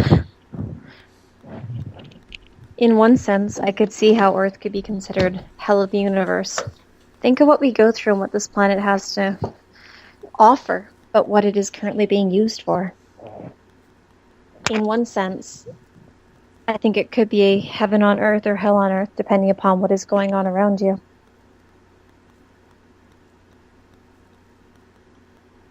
That's heavy. That is my perspective. I'm sorry. I don't like things being heavy. Well, no, but in reality, it always seems to come back to the fact that we as humans still are trying to find our place, not only on this planet, but in the universe as well. Yes. So we're the youngsters here. And I'm sure there are millions of different civilizations across the entire solar system of space, or universe of space, whatever you want to call it. Mm-hmm. The space-time continuum, where they are maybe younger than us. I'm sure there are Cro-Magnons walking around on other planets right now, as well as human-type civilizations on other planets that are identical to us. And when it all comes down to it, we just need to be able to take the time to just breathe and relax on this, do we not? Because if we don't, then this could be very self-effacing when it comes to trying to figure out what reality is. Oh, I agree completely. One thing that a lot of ETs have said to me is, try to really find things that are bringing joy into your life, no matter what's going on around you, because your energy will set your vibration, which will determine your intention, which will determine what the universe brings to you. Which is one reason why I feel a lot of the reptilians that I have encountered haven't necessarily done things to me that are very frightful or nasty. Is your vibration determines a lot of what happens to you. Shar is asking in the Spaced Out Radio chat room on Spreaker, how could anyone think it's okay to have their babies taken? Well, Shar, think of it this way. On one level, they have been looking at my body, and I have a baby. Actually, not just one baby. I have a few babies, most of which are boys from what I've noticed. And how would you feel if you went to deliver a baby, physically deliver a baby, and it comes out and it's part human, and it's part gray, or it's part reptilian, or it's part mantis, and it physically looks different to the point that if you gave birth to it on this planet, you know our governments would take it away from you. You know that chaos would come forward. But there are certain things within your vibration, your energy, and your DNA that are needed for either the future, within your own incarnations, or for the health of your own children, your extraterrestrial children. Why wouldn't you want it to happen? Why wouldn't you be okay with that if the beings that you're working with are your family? And it's really no different than your sisters or brothers raising your children when you're working overseas. that's kind of how I see it. Claudia has a question for you. Samantha, have other abductees come to you to share their stories within this world? Do you feel alone? I don't feel alone at all. I've met quite a few abductees, and I love meeting other contactees and abductees. Pretty much all of the people that I'm closest to are contactees or abductees of one form or another, and I'm so grateful for having them in my life. If I didn't know other contactees and abductees, I would feel alone. But because I told the universe that I'm willing to come out with my contact, bring other contactees to me so that I can help, that will help me in turn, then it opened up the floodgates, and I'm very grateful for that. Another part to that question. Do you feel that you have enough people to share all of your information with on a daily basis, or do you get bored easy talking to mainstream people?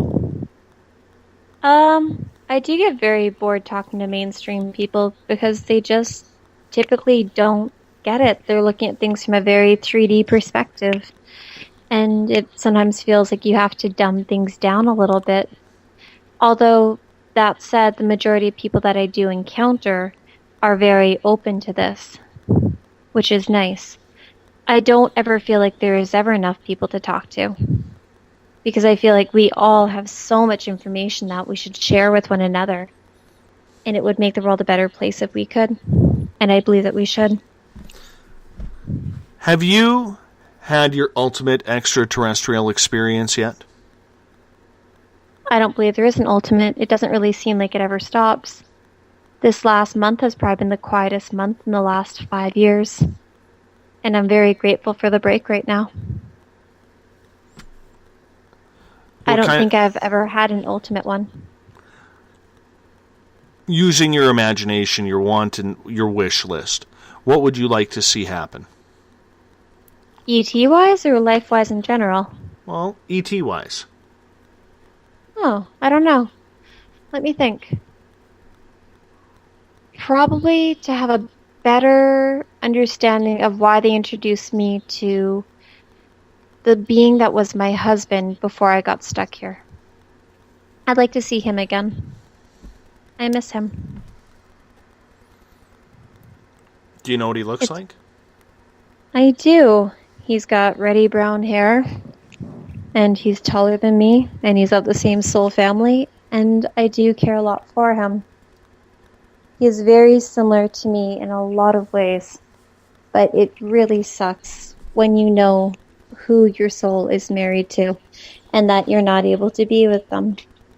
And it even sucks even more when you are married to someone else, someone who you do love deeply and have karma with, but aren't of the same soul origin. Things like that are very difficult. So, where is your soul husband then? One group shows me one thing, and one group is showing me another. One group, has been showing me someone who is here on Earth, and the other one keeps insisting that they're out there in the Pleiades. I don't know which group I believe. Well, you're getting two different messages there. How do you define, or how do you solve the mystery of what is truly going on? Well, that's the hard part, Dave. You try to use discernment as best as you can and use your ability to read energy, to read into what the different groups are saying. But you need to remember one thing when it comes to all ETs. They're like people. Everyone has their own agenda. For the ones that are trying to tell me that he's here, okay, what do they want? For the ones that are saying he's out there, okay, what do they want? That is the best way in which I'm able to go about things. Is I feel both, and both answers feel light, and both answers feel heavy. And that makes it tough. Claudia is asking, have they ever taught you, Samantha, how to time travel? No, but I've never asked to be shown how either. The only things I've asked of them, Claudia, are to show me how to understand energy, how to manipulate energy, how to remember my lives, and how to do a couple other things. Do you feel that you know when your time is going to be leaving, and I'm not saying in death. Okay, what I'm asking is, has any being ever projected to you when you could go home? They've given me 2 answers. My 40s is one of them. No, that's not true. They've given me 3 answers. One is very shortly, and the other one is in my 70s, I believe 74. So just one day you could be taking the dog for a walk and they say it's time to go. More so, the one thing that they've shown me time and time again is if things become really chaotic, we take you and we leave. And you will watch the rest of them as they go about their chaos. But you will be fine. You'll be back home. Like I said, just detour down south from you a couple of hours, or about 3 minutes by spaceship. You know, probably that's not all. Even. Claudia has the final question of the night. Samantha, do you look for portals to go through? No, I don't, Claudia, but I do notice a lot of really strange energetic movements around my home.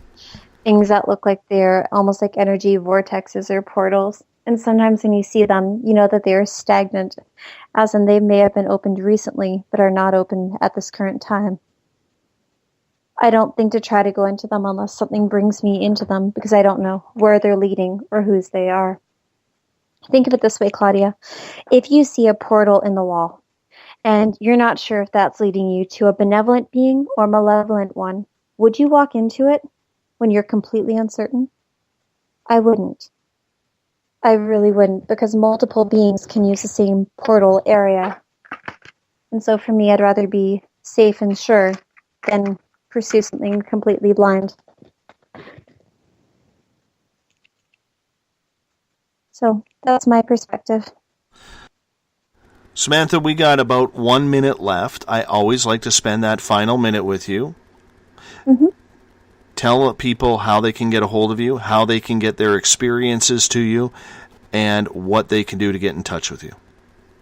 Perfect. So you can either go to my website, www.samanthamowat.ca, or you can check me out on YouTube. The various ET beings have asked that I record almost all of my ET experiences and make videos so people who are contactees, abductees, experiencers, or just plain curious can start to see how the progression of contact occurs, what kind of experiences there are, be it wide awake, asleep, astral projecting, things of that nature.